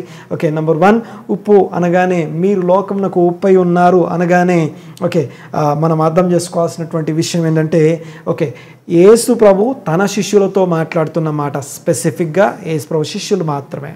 ఓకే, అనగా శిష్యులు ఎవరు అంటే, వాళ్ళు ఆ యొక్క 7-8 బియాటిట్యూడ్స్, 8 ధన్యతల మెట్లు ఎక్కిన వారు, అనగా తమను తాము పరిశోధించుకొని దేవునికి తమను తాము అప్పగించుకొని దేవుని సన్నిధిలో తగ్గించుకొని ఆయన వాక్యము ఆయన మాట ఆయన కొరకు జీవించడానికి తమ క్రియలను సిద్ధపరచుకున్న వాళ్ళు అని అర్థం. తర్వాత రెండవ విషయం మాట్లాడుకున్నాము. ఓకే, ఉప్పు అనేది అది రిచువల్స్కి సంబంధించింది. తర్వాత మెయిన్ పాయింట్ మిరాకిల్ దగ్గరికి, miraculous salt is a miracle. Okay, you know salt అనేది ఒక మిరాకిల్, అదొక అద్భుతము. చూడండి ఒకసారి. దేవునికి స్తోత్రం కలుగును గాక. ఆ యొక్క ఉప్పు అనేది ఓకే సెక్యులర్ జనరల్ మన యొక్క మామూలు భాషలో మాట్లాడుకుంటే ఓకే ప్రిజర్వేటివ్, తర్వాత డిస్ఇన్ఫెక్టెంట్, లేకపోతే యాంటీబయాటిక్, ఇవన్నీ మాట్లాడుకున్నాం. అవన్నీ తర్వాత మీరు చూస్తే ఉప్పు అనేది ఒక అద్భుతం అనే మాట, అనగా ఏలీషాకి సంబంధించిన అద్భుతం, ఆ యొక్క ఉప్పుకు సంబంధించినటువంటి అద్భుతాన్ని మనం చూస్తాం. ఎక్కడంటే ఆ యొక్క ఎరికో పట్టణంలో ఎలాగైతే ఉప్పు ఆ యొక్క ఊటకి చేరగానే, దేవునికి స్తోత్రం. ఓకే, సో ఇదే మాటని ఓకే ఎలీషాకు సంబంధించినటువంటి మాట ఏదైతే రాస్తుందో సేమ్ వర్డ్ మనము కొత్త నిబంధనలో మనం చూస్తాం. మీ యొక్క సంభాషణ ఉప్పు వేసినట్టుగా ఉండాలి అనే మాట మనం చూస్తాం. చూడండి ఒకసారి. ఓకే, కొలస్సీ పత్రిక 4:6 చూడండి ఒకసారి. ప్రతి మనుషునికి ఎలాగూ ప్రత్యుత్తరం ఇవ్వవలెనో అది మీరు తెలుసుకొనుటకై, ప్రతి మనుషునికి ఎలాగా ప్రత్యుత్తరం ఇవ్వాలో అది మీరు తెలుసుకొనుటకై నెక్స్ట్ మీ సంభాషణ ఉప్పు వేసినట్టు ఉండాలి అంటాడు. ఎల్లప్పుడూ రుచిగలదిగాను కృపాసహితముగాను ఉండనీయుడి. ఓకే, లాంగ్వేజ్ గురించి, మాటల గురించి మనం కొన్ని రోజుల నుంచి మాట్లాడుకుంటున్నాం. చూడండి ఒకసారి. ఓకే, ఉప్పు వేసినట్టుగా ఉండడం అంటే అర్థం ఏంటంటే ఎలీషా అక్కడ గుర్తు చేయబడుతున్నాడు. ఓకే, ఆ శిష్యులకి ఎలాగే చెప్పబడిందో పౌలు కొలస్సీ సంఘానికి వ్రాస్తూ మాట్లాడుతున్న మాట అంటే అర్థం ఏంటంటే, ఆ యొక్క మీరు మాట్లాడగానే హృదయంలోని తలంపులోని ఊహ ఏదైతే ఉందో, ఏదైతే చెడ్డదాన్ని పుట్టించేది కూడా ఓకే మీ యొక్క మాట సంభాషణ అనే ఉప్పు అక్కడ పడగానే ఏమవుతుందంటే ఆ యొక్క ఓకే చంపే మాటలు కూడా బ్రతికించే మాటలుగా మారిపోవాలి. లేకపోతే ఆ యొక్క నేలని ఓకే నేల యొక్క సారవంతాన్ని తినేసేటటువంటి ఆ యొక్క మరణకరమైన నీళ్లు కూడా సారవంతమైన నేలగా మార్చే, అద్భుతమైనటువంటి నీళ్లుగా మార్చే అద్భుతాన్ని అవతల వాళ్ళ నుంచి ఆ యొక్క ఊటల నుంచి తీసుకొచ్చే ఉప్పు, మీరు లోకమునకు ఉప్పై ఉన్నారు అనే మాట మనం చూసాం. తర్వాత చూడండి ఒకసారి. అది అయిపోయిన తర్వాత కవెనెంట్ సాల్ట్ గురించి మాట్లాడుకున్నాం. అనగా సాల్ట్ అనేది ఒక కవెనెంట్. దేవునికి స్తోత్రం. మీరు లోకానికి ఉప్పై ఉన్నారు అంటే లోకం అంతటితో నేను నిబంధన చేసుకుంటున్నాను బికాజ్ ఆఫ్ యూ అని అర్థం. దాని గురించి మనం నెక్స్ట్లో మాట్లాడుకుందాం. చూడండి ఒకసారి. ఓకే, ఆ కవెనెంట్ గురించి ఓకే ఆ యొక్క అహరోను పిల్లలతో లేకపోతే ఆ యొక్క లేవి గోత్రంతో యాజకత్వ నిబంధన, నిత్య నిబంధన, ఆ యొక్క బంగము కాజాలని నిబంధన, యాజకత్వ నిబంధన, బంగము కాజాలని నిబంధన. ఓకే, సో అలాగే ఓకే ప్రభువైన యేసుక్రీస్తుకు సంబంధించిన రాజ్యం ఏదైతే ఉందో, దేవుని రాజ్యం అని పిలువబడే ఆ రాజ్యం ఏదైతే ఉందో, జాగ్రత్తగా వినండి ఒకసారి. దావీదు కుటుంబంతో దేవుడు నిబంధన చేయడం మనం చూస్తున్నాం. బంగము కాజాల నిబంధన, ఉప్పు నిబంధన, అనగా covenant of salt. Covenant of salt అంటే ఇక అది ఎప్పటికీ బ్రేక్ అవ్వదు. ఐ విల్ ప్రొటెక్ట్ యూ అని అర్థం. అనగా నేను చూసుకుంటా, మీ ప్రొటెక్షన్ బాధ్యత నాది అని అర్థం. కవెనెంట్ సాల్ట్ అంటే ప్రొటెక్షన్కి సంబంధించిన ప్రామిస్ అనమాట. అందుకే దావీదు యొక్క కుటుంబంలో ఎవరో ఒకరు రాజుగా ఉన్నారు, ఎవరో ఒకరు సింహాసనం మీద ఉన్నారు. ఓకే, చూడండి ఒకసారి. ఓకే, పలానా వాడు దావీదులాగా అస్సలు నడవలేదు, అయినా వాడు రాజుగానే జీవించాడు. కారణం ఏంటంటే దావీదును బట్టి, ఆ మనుషుడు చేసిన దాన్ని బట్టి కదా. ఇంకొకడు ఈ దావీదు నడిచినట్టే నడిచాడు, కానీ ఓకే సో మధ్యలో పడిపోయాడు, అయినా సరే రాజుగా ఉన్నాడు. కారణం ఏంటంటే దావీదుతో దేవునికి ఉన్నటువంటి ఉప్పు నిబంధన. దేవునికి స్తోత్రం కలుగునుగాక. అలాగా అదే దావీదు సింహాసనాన్ని అధిరోహించడానికి యెషువా అనగా ప్రభువైన యేసు క్రీస్తు భూమి మీదకి రాకముందు ఆ యొక్క మరియమ్మ దగ్గరికి వెళ్ళి దేవదూత గాబ్రియేలు మాట్లాడుతూ, సర్వోన్నతుని కుమారుడు అనబడతాడు, తన తండ్రి అయిన దావీదు సింహాసనాన్ని అధిరోహిస్తాడు. ఇప్పుడు యేసు ప్రభు కూర్చున్న సింహాసనం భూమి మీదను పరలోకమందును నాకు సర్వాధికారం అనుగ్రహించబడింది. ఆ యొక్క సింహాసనం ఏదైతుందో దావీదు సింహాసనం మీద ఆయన కూర్చొని ఏలుచున్నాడు. దేవునికి స్తోత్రం కలుగును గాక. ఆయన సింహాసనం ఇంకా స్థిరంగా, ఆయన సింహాసనం ఎందుకు స్థిరంగా ఉంటుంది అంటే దేవుడు దావీదుతో ఉప్పు నిబంధన చేశాడు కనుక ఆయన సింహాసనం నిరంతరంగా ఉంటుంది. దేవునికి స్తోత్రం. ఆయన సింహాసనం అంతం లేనిది, ఆయన యొక్క రాజ్యము అంతం లేనిది. ఆ రాజ్య సువార్త దగ్గర మనం ఈరోజు వచ్చాం. దేవునికి స్తోత్రం. ఇక ఓకే, తర్వాత లాస్ట్ అండ్ ఫైనల్ టాపిక్ ఇప్పుడు నేను మాట్లాడాలి. ఓకే, కవెనెంట్ ఆఫ్ సాల్ట్ గురించి మాట్లాడుకున్న తర్వాత నెక్స్ట్ ఏంటంటే నీతిమంతులు. మీరు లోకమునకు ఉప్పై ఉన్నారు. దేవునికి స్తోత్రం కలుగును గాక. నీతిమంతులు లోకానికి ఉప్పై ఉన్నారు. శిష్యులు యేసు ప్రభు మాట అనుసరించి యేసు ప్రభు యొక్క ఆయన అడుగులో ఆయన బోధ కింద నడిచే వాళ్ళు ఎవరైతే ఉన్నారో వారు ప్రభువైన యేసుక్రీస్తు మరణ పునరుత్థానం యందు దేవునితో సమాధానం కలిగి ఉండి ఆ యొక్క ఆజ్ఞలు అనుసరించి నడుచుకునేవారు. ఓకే, ఆ తర్వాత మాటలు నెక్స్ట్ వీక్ మనం మాట్లాడుకుందాం. వెలుగై ఉన్నారనే మాట. ఓకే, వెలుగు ఎలా ప్రకాశిస్తుంది, ఉప్పు ఎలాగా మేనిఫెస్టో, ఉప్పు లైట్ అండ్ సాల్ట్ రెండింటి గురించి మాట్లాడుకోవాలి, కానీ మనం ఉప్పు గురించి మాత్రమే ఈరోజు మాట్లాడుకుంటాం. చూడండి ఒకసారి, ఆ యొక్క మన క్రియలు, మన యొక్క మాటలే మనము వెలుగా ఉప్ప అనేది బయటికి తెలిసేది. అయితే ఇక్కడ ఒక పాయింట్ ఏంటంటే ఫైనల్గా నా కంక్లూజన్ పాయింట్ ఈ రోజుకి నీతిమంతుల గురించి నేను జ్ఞాపకం చేస్తాను. దేవునికి స్తోత్రం. ఓకే, అనగా యేసుక్రీస్తు రక్తమునందు నీతిమంతులుగా తీర్చబడిన వారు ఒకటి. ఓకే, అనగా తమ పాపములు ఒప్పుకొని దేవుని సన్నిధిలో వాటిని విడిచిపెట్టి ఓకే సారీ అంటాం, రిపెంటెన్స్ అంటాం, మార్మన్స్ అంటాం. నిజమైన మార్మన్స్ అంటే నువ్వు దేని విషయంలో అయితే సారీ చెప్తున్నావో నువ్వు చెప్పే విషయాన్ని హేట్ చేయడాన్ని రియల్ సారీ అంటాం. అనగా ఓకే పలానా పాపం చేశాను, ఐఎమ్ సారీ దేవా అని నేను అన్నానంటే నేను చేసిన పాపాన్ని నేను హేట్ చేసినప్పుడే నా సారీ రియల్ సారీ అవుతుంది. లేకపోతే ఈరోజు సారీ చెప్పి మళ్ళీ రేపు అదే చేయడాన్ని రియల్ రిపెంటెన్స్ అనము. చూడండి ఒకసారి, పూర్తిగా మారుమనసు పొందిన వారు. రెండు, ఆ యొక్క హృదయంలో చేసిన ఇంటెన్షనల్గా మనం చేసిన పాపాలని తప్పుల్ని ఓకే ఆజ్ఞల కిందకి మలుచుకొని ఇక నుండి నేను ఈ ఆజ్ఞ పెట్టుకొని ఈ ఆజ్ఞను అనుసరించి జీవిస్తానని ఆజ్ఞని హృదయంలో రాసుకున్నవారు, దేవుని ఆత్మచేత నడిపించబడువారు నీతిమంతులు అంటారు. చూడండి ఒకసారి, మరొకసారి, యేసుక్రీస్తు రక్తము చేత నీతిమంతులుగా ఎంచబడి ఓకే ఆ యొక్క మారు మనసు పొంది పాపములను ద్వేషించి విడిచిపెట్టి ఓకే ఆ యొక్క హృదయముల మీద దేవుని యొక్క ఆజ్ఞలు వ్రాసుకొని ఆయన యొక్క పరిశుద్ధాత్మ చేత నడిపించబడుతూ ఆ యొక్క నీతిలో నడిచేవారు నీతిమంతులు విశ్వాసం మూలంగా జీవించును. విశ్వాసం అనగా దేవుడు ఏదో ఇస్తాడని నమ్మడం విశ్వాసం కాదు, కానీ దేవా నువ్వు ఏం చెప్పినా నేను చేస్తాను, నువ్వు చెప్పినట్టు చేస్తాను, నువ్వు ఎక్కడికి రమ్మంటే అక్కడికి వస్తాను, నువ్వు ఏం చేయమంటే అది చేస్తాను, నేను నిన్ను నమ్ముతున్నాను, అది విశ్వాసం అంటే. అబ్రహాము దేవుని నమ్మాను, అది అతనికి నీతిగా ఎంచబడి. అలాగా నీతిమంతులు ఎవరైతే ఉన్నారో నీతిమంతులు ఈ లోకానికి ఉప్పై ఉన్నారు. దేవునికి స్తోత్రం కలుగును గాక. చూడండి ఒకసారి, ఎందుకు నీతిమంతులు లోకానికి ఉప్పై ఉన్నారనే మాటని ఎందుకు ఈ మాటని నేను జ్ఞాపకం చేస్తున్నానంటే ఓకే మొట్టమొదట దేవుడు ఆ యొక్క ఆదికాండం 18వ అధ్యాయంలో అబ్రహాము దగ్గరికి వచ్చి అబ్రహాముతో అంటాడు ఓకే దేవుడు కనికరం కలిగిన వాడు, దేవుడు కృప కలిగిన వాడు. చూడండి ఒకసారి, జాగ్రత్తగా వినండి ఒకసారి. దేవుడు కనికరము కృప మహదైశ్వర్యం కలిగిన వాడు. ఓకే అత్యంత కృప కలిగిన వాడు ఆయన. ఓకే అంత కనికరము కరుణ కటాక్షములు కలిగిన వాడు. మనిషి పాపం చేయకముందే ఆయన కృప కలిగిన వాడు, మనిషి పాపం చేసిన తర్వాత కూడా ఆయన కృప కలిగిన వాడే. ఒకవేళ జాగ్రత్తగా వినండి ఒకసారి, ఆ కృప కలిగిన వాడు ఓకే ఎందుకు ఆ యొక్క సొదొమ గొమొర్రా గురించి ఇప్పుడు జ్ఞాపకం చేసుకుంటున్నాం. ఒకసారి వినండి ఒకసారి, దేవుడు ఎలాంటి వాడు ముందు మాట్లాడుకోవాలి. చూడండి ఒకసారి, దేవుడు కృప కలిగిన వాడు. జాగ్రత్తగా వినండి ఒకసారి, ఆయన ఆదామును నశింపజేయలేదు.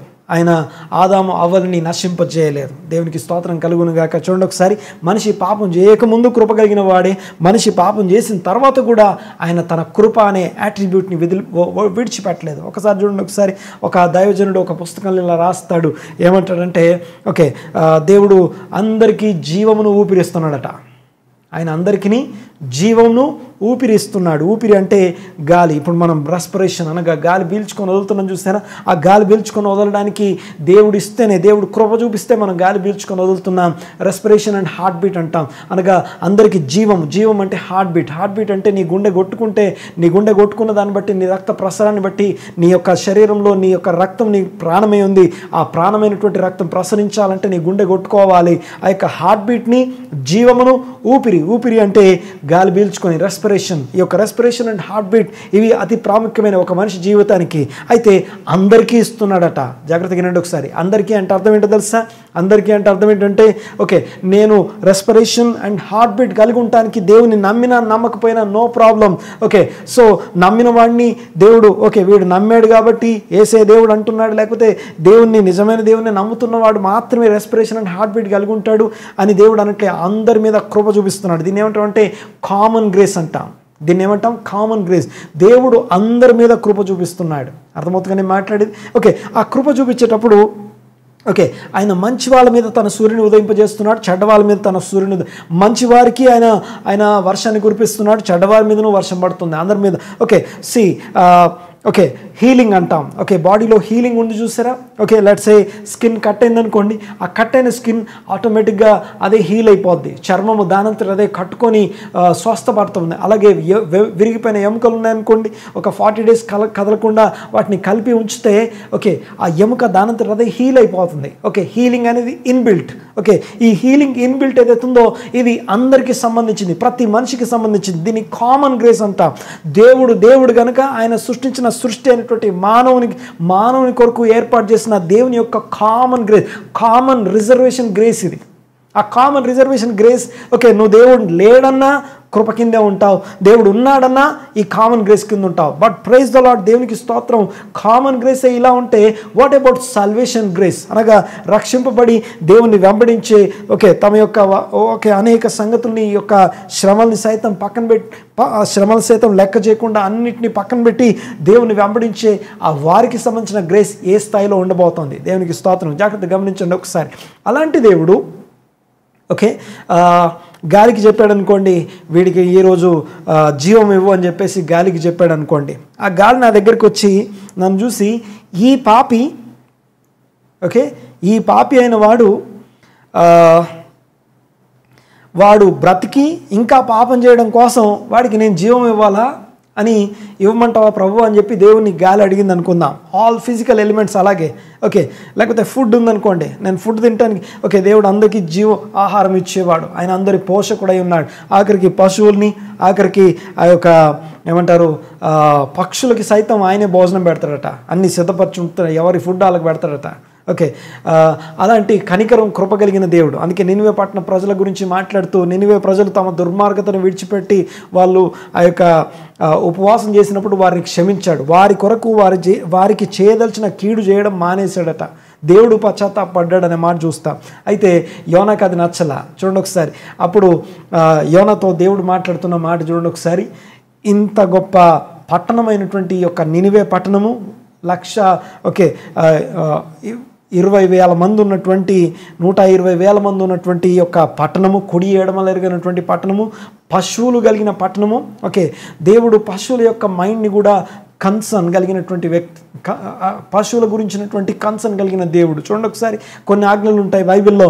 ఓకే, నూర్చడి ఎద్దు మూతికి చిక్కం పెట్టొద్దనే మాట చూస్తాం. తర్వాత నీ పొరుగువాడి గాడిద కానీ లేకపోతే ఎద్దు కానీ పడిపోతే నువ్వు చూస్తూ వెళ్ళిపోద్దు అంటాడు. అక్కడ ఓకే, ప్రాబ్లం పొరుగువాడ ఎవరో కాదు, ఆ గాడిదకి లేకపోతే వాటికి ఉన్నటువంటి మనసును గమనించు, వాటికి ఉన్నటువంటి ఆ యొక్క బాధని అర్థం చేసుకోమని చెప్తున్నాడు. చూడండి ఒకసారి. దేవుడు ప్రతిదాన్ని కన్సర్న్ కలిగినటువంటి దేవుడు. చూడండి ఒకసారి.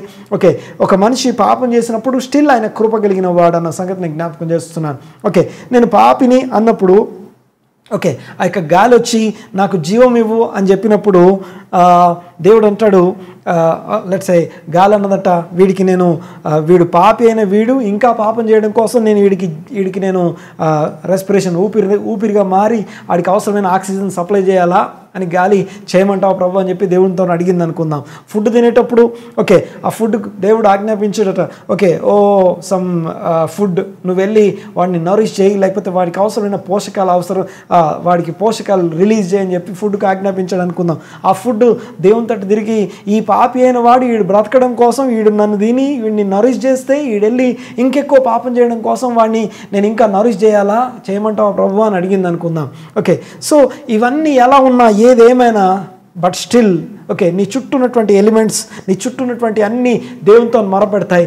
ఈ పాపి అయినోడు వీడి కోసం నేను ఉండాలా, వీడి కోసం చేయాలా అని అవన్నీ ఎన్ని చెప్పినా గాడ్ ఈజ్ మర్సిఫుల్. దేవుడు కృప కలిగిన వాడు.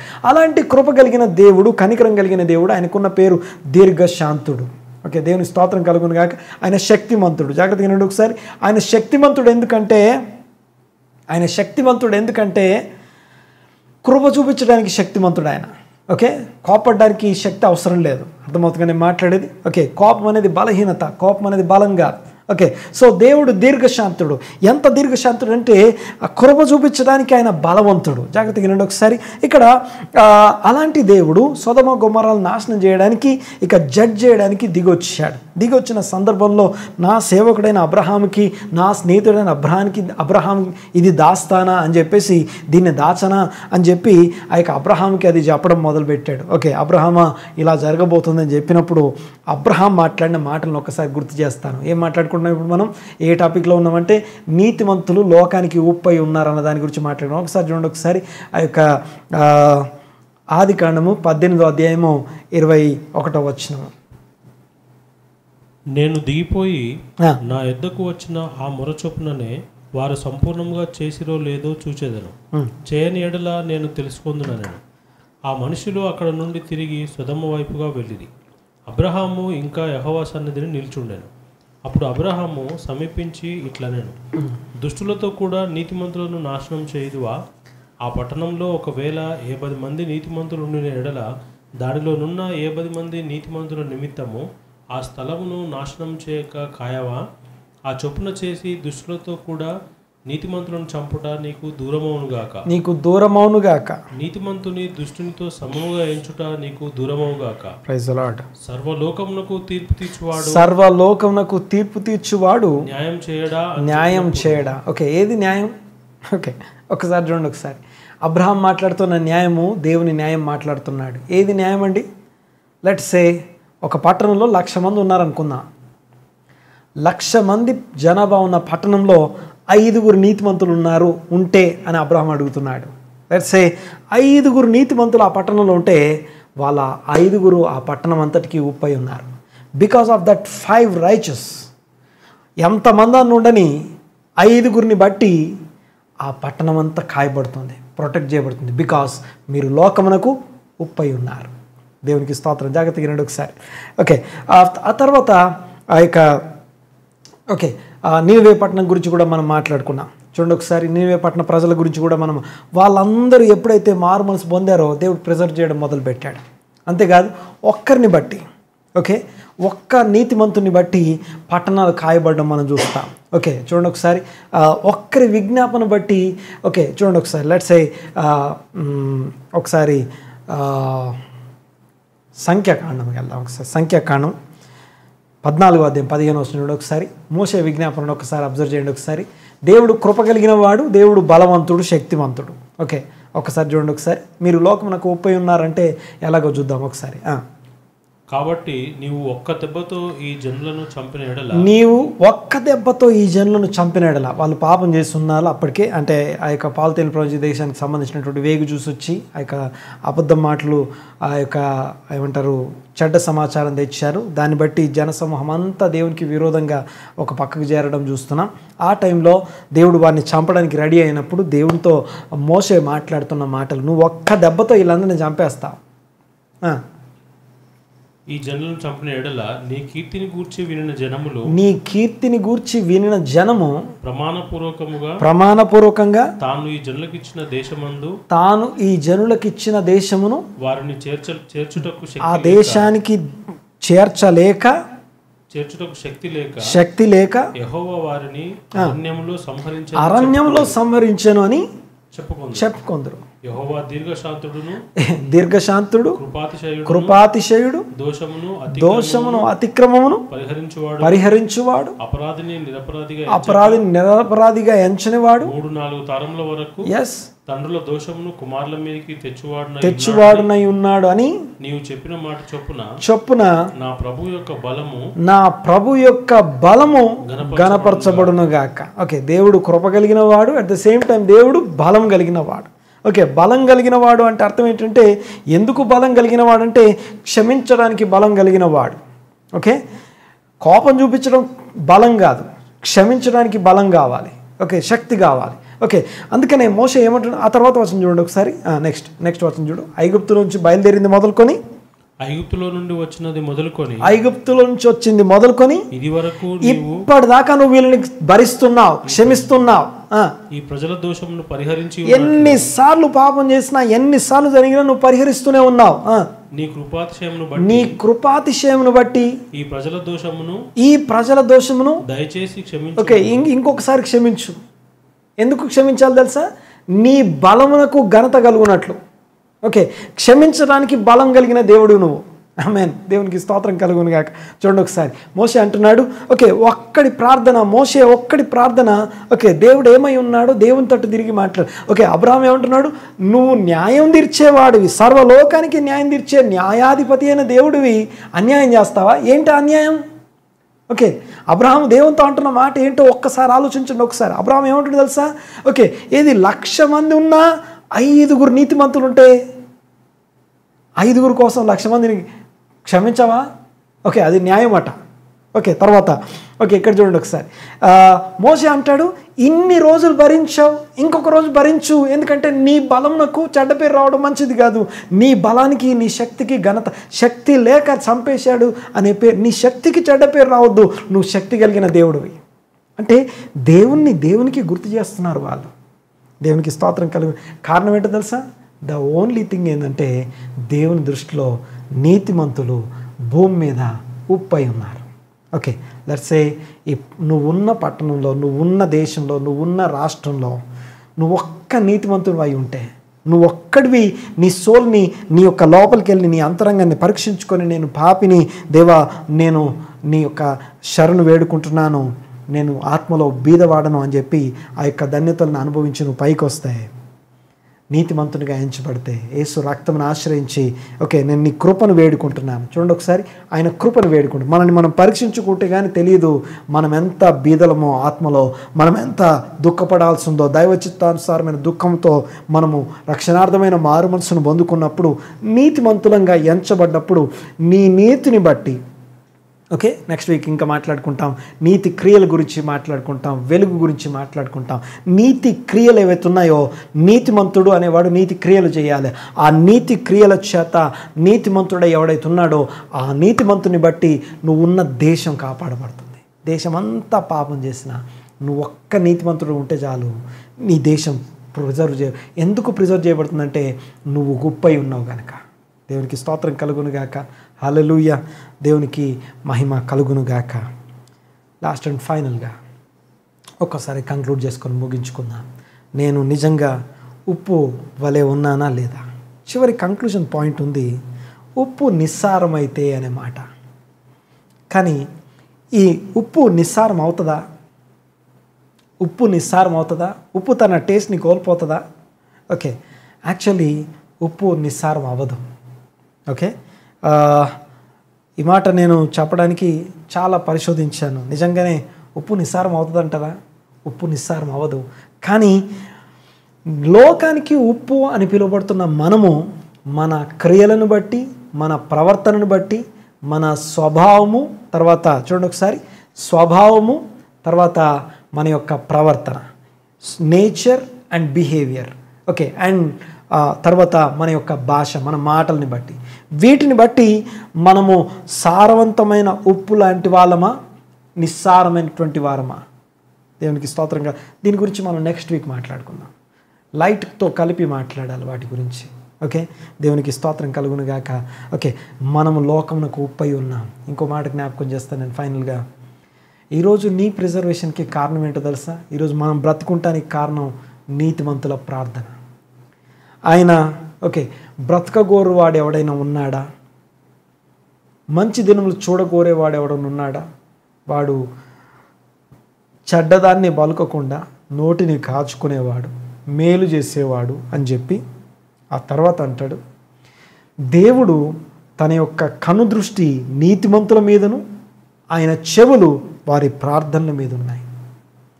100 మంది పాపం చేసినా సరే ఒక్క నీతిమంతుడు ప్రార్థన చేస్తే చాలు, ఒక్క నీతిమంతుడు ఆ భూమి మీద ఉంటే చాలు, ఆ పట్టణం కాపాడబడుతుంది. అలాగే ఈ రోజు దాకా మనం ప్రిజర్వ్ చేయబడ్డామంటే మనం నీతిమంతులం కాబట్టి కాదు, కానీ మన కొరకు నీతిమంతులు ప్రార్థన చేస్తున్నారు కనుక, మన కొరకు తమ జీవితాల్ని త్యాగం చేసి దేవుని సన్నిధిలో గడిపే నీతిమంతుల ప్రార్థనలను బట్టి మనం బ్రతుకుతున్నాం. నేను ఈరోజు ఇక్కడ నిలబడ్డాను అంటే నీతిమంతుల ప్రార్థనలను బట్టి నేను ఇక్కడ దాకా రాగలిగాను. దేవునికి స్తోత్రం కలుగును గాక. ఆ యొక్క లోకమునకు ఉప్పై ఉన్నారు అనే మాటని ఆలోచన చేస్తూ, am I tasteful salt or tasteless salt? ఈ లోకానికి నేను ఒక ఫ్లేవర్ లాగా ఉన్నానా లేకపోతే లేదా అని పరీక్షించుకునే సమయం ఇది. ప్రార్థన చేసుకుందాం, కళ్ళు మూసుకుందాం అందరం. అలాగే ఉన్న చోట ఉందాము, కళ్ళు మూసుకొని ఏకీభవిస్తాము. ప్రార్థన చేస్తున్నప్పుడు మనల్ని మనం పరీక్షించుకుందాము. Am I tasteless salt or tasteful salt? నిస్సారమైనటువంటి ఉప్పులా ఉన్నానా, సారవంతమైన టేస్ట్ కలిగినటువంటి దేవుడు కోరుకునే నిబంధన ఉప్పులు అంటున్నాయి ఉన్నానా? ప్రార్థన చేసుకుందాం, కళ్ళు మూసుకుందాం. దేవా వందనాలు, స్తుతులు, స్తోత్రం నాయన. ఈ దినం ప్రత్యేకంగా నాతో కలిసి ఏకీభవించిన మీ బిడ్డల కొరకు నేను ప్రార్థన చేస్తున్నాను. దీవించండి, ఆశీర్వదించండి. మీ సన్నిధానం కొరకు ప్రార్థన చేస్తున్నాను నాయన. నజరేయుడైన యేసుక్రీస్తు నామమున మనోనేత్రాలు వెలిగించండి. జ్ఞానమును, ప్రత్యక్షత కలిగిన మనస్సు దయచేయండి. గొప్ప కార్యాలు మీ బిడ్డల జీవితాలు జరిగించండి నాయన. స్తోత్రం చెల్లిస్తున్నా. లోకమునకు ఉప్పై ఉన్నారన్న మాటని అర్థం చేసుకోవడానికి కృప దయచేయండి. ఎలా అర్థం చేసుకోవాలో బోధపరచమని వేడుకుంటున్నాం నాయన. స్తోత్రం చెల్లిస్తున్నా. ఇదిగో నిబంధన ఉప్పు లాంటి వాళ్ళ మన మాటను బట్టి మీకు వందనాలు. ఇదిగో నిరంతరము ఉండే భంగము కాజాలని నిబంధన ఉప్పు లాంటి వాళ్ళ మన మాటను బట్టి మీకు వందనాలు. ప్రిజర్వేటివ్, ప్రొటెక్టివ్ సాల్ట్ అన్న మాటను బట్టి వందనాలు చెల్లిస్తున్నాం నాయన. హీలింగ్, మిరకల్స్ నాయన ప్రభా, ఇదిగో అద్భుతాలు చేసే సాల్ట్ అన్న మాటను బట్టి మీకు వందనాలు చెల్లిస్తున్నాం నాయన. అలాంటి సాల్ట్గా మేము ఈ భూమి మీద ఉందుము గాక. ఇదిగో మా ఇరుగు పొరుగు వారు మమ్మల్ని బట్టి ఇదిగో ప్రిజర్వ్ చేయబడుదురుగాక, ప్రొటెక్ట్ చేయబడుదురుగాక, సాల్వేషన్ అనుభవించుదురుగాక. మా ఇరుగు పొరుగు వారు, మా అపార్ట్మెంట్స్లో, మా పని స్థలాల్లో, ఇదిగో మా కలీగ్స్ నాయన ప్రభా ఎవరెవరైతే ఉన్నారో వారందరి కొరకు ప్రార్థన చేస్తున్నాం. యేసు నామమున మా రక్త సంబంధికులు, బంధుమిత్రులు, ఇదిగో మా ప్రార్థనను బట్టి, ఇదిగో మమ్మల్ని బట్టి అనేకులు రక్షణ కొరకు ఎదురు చూస్తున్నాం. ఇదిగో మేము లోకమునకు ఉప్పై ఉన్నాం అన్న మాటను బట్టి కృతజ్ఞత చెల్లిస్తున్నాం. Thank you Lord, thank you Lord, thank you Lord. మీ అపారమైన అద్భుతమైన మీ సన్నిధానమును బట్టి వందనాలు చెల్లిస్తూ, కృపా కనికరము కలిగిన దేవా మీకు వందనాలు. బలవంతుడమైన దేవా మీకు వందనాలు. మహా ఆశ్చర్య కార్యములు చేయవాడ మీకు వందనాలు. యెహోవా ఒక్కడే మహా ఆశ్చర్య కార్యములు చేయగలవాడని మాటను బట్టి వందనాలు, స్తుతులు, స్తోత్రం చెల్లిస్తూ ఘనత, మహిమ, ప్రభావం మీకు ఆరోపిస్తూ నాతో ఏకీవించిన ఒక్కొక్కరి కొరకు నేను ప్రార్థన చేస్తున్నాను. ఉన్న ఫలంగా వారిని దీవించండి, ఆశీర్వదించండి. వారి వారి పనిపాట్లలో, వారి వారి వ్యాపకాలు, వ్యాపారాలు, రాకపోకలు, ఇదిగో నేను ప్రభు వారి కలిగిన యావత్తులో ఇదిగో ఉప్పుగా మీ బిడ్డలు జీవించుదురుగాక. ఆ ఉప్పు దీవెనలు ఇదిగో మీ బిడ్డలను బట్టి అనేకులు దీవించబట్టుకు సహాయం దయచేయమని యేసు నామమున ఒక్కొక్కరిని దీవించి, ఆశీర్వదించి, స్తుతించి ఈ ప్రార్థన చేస్తున్నాము తండ్రి. ఆమేన్.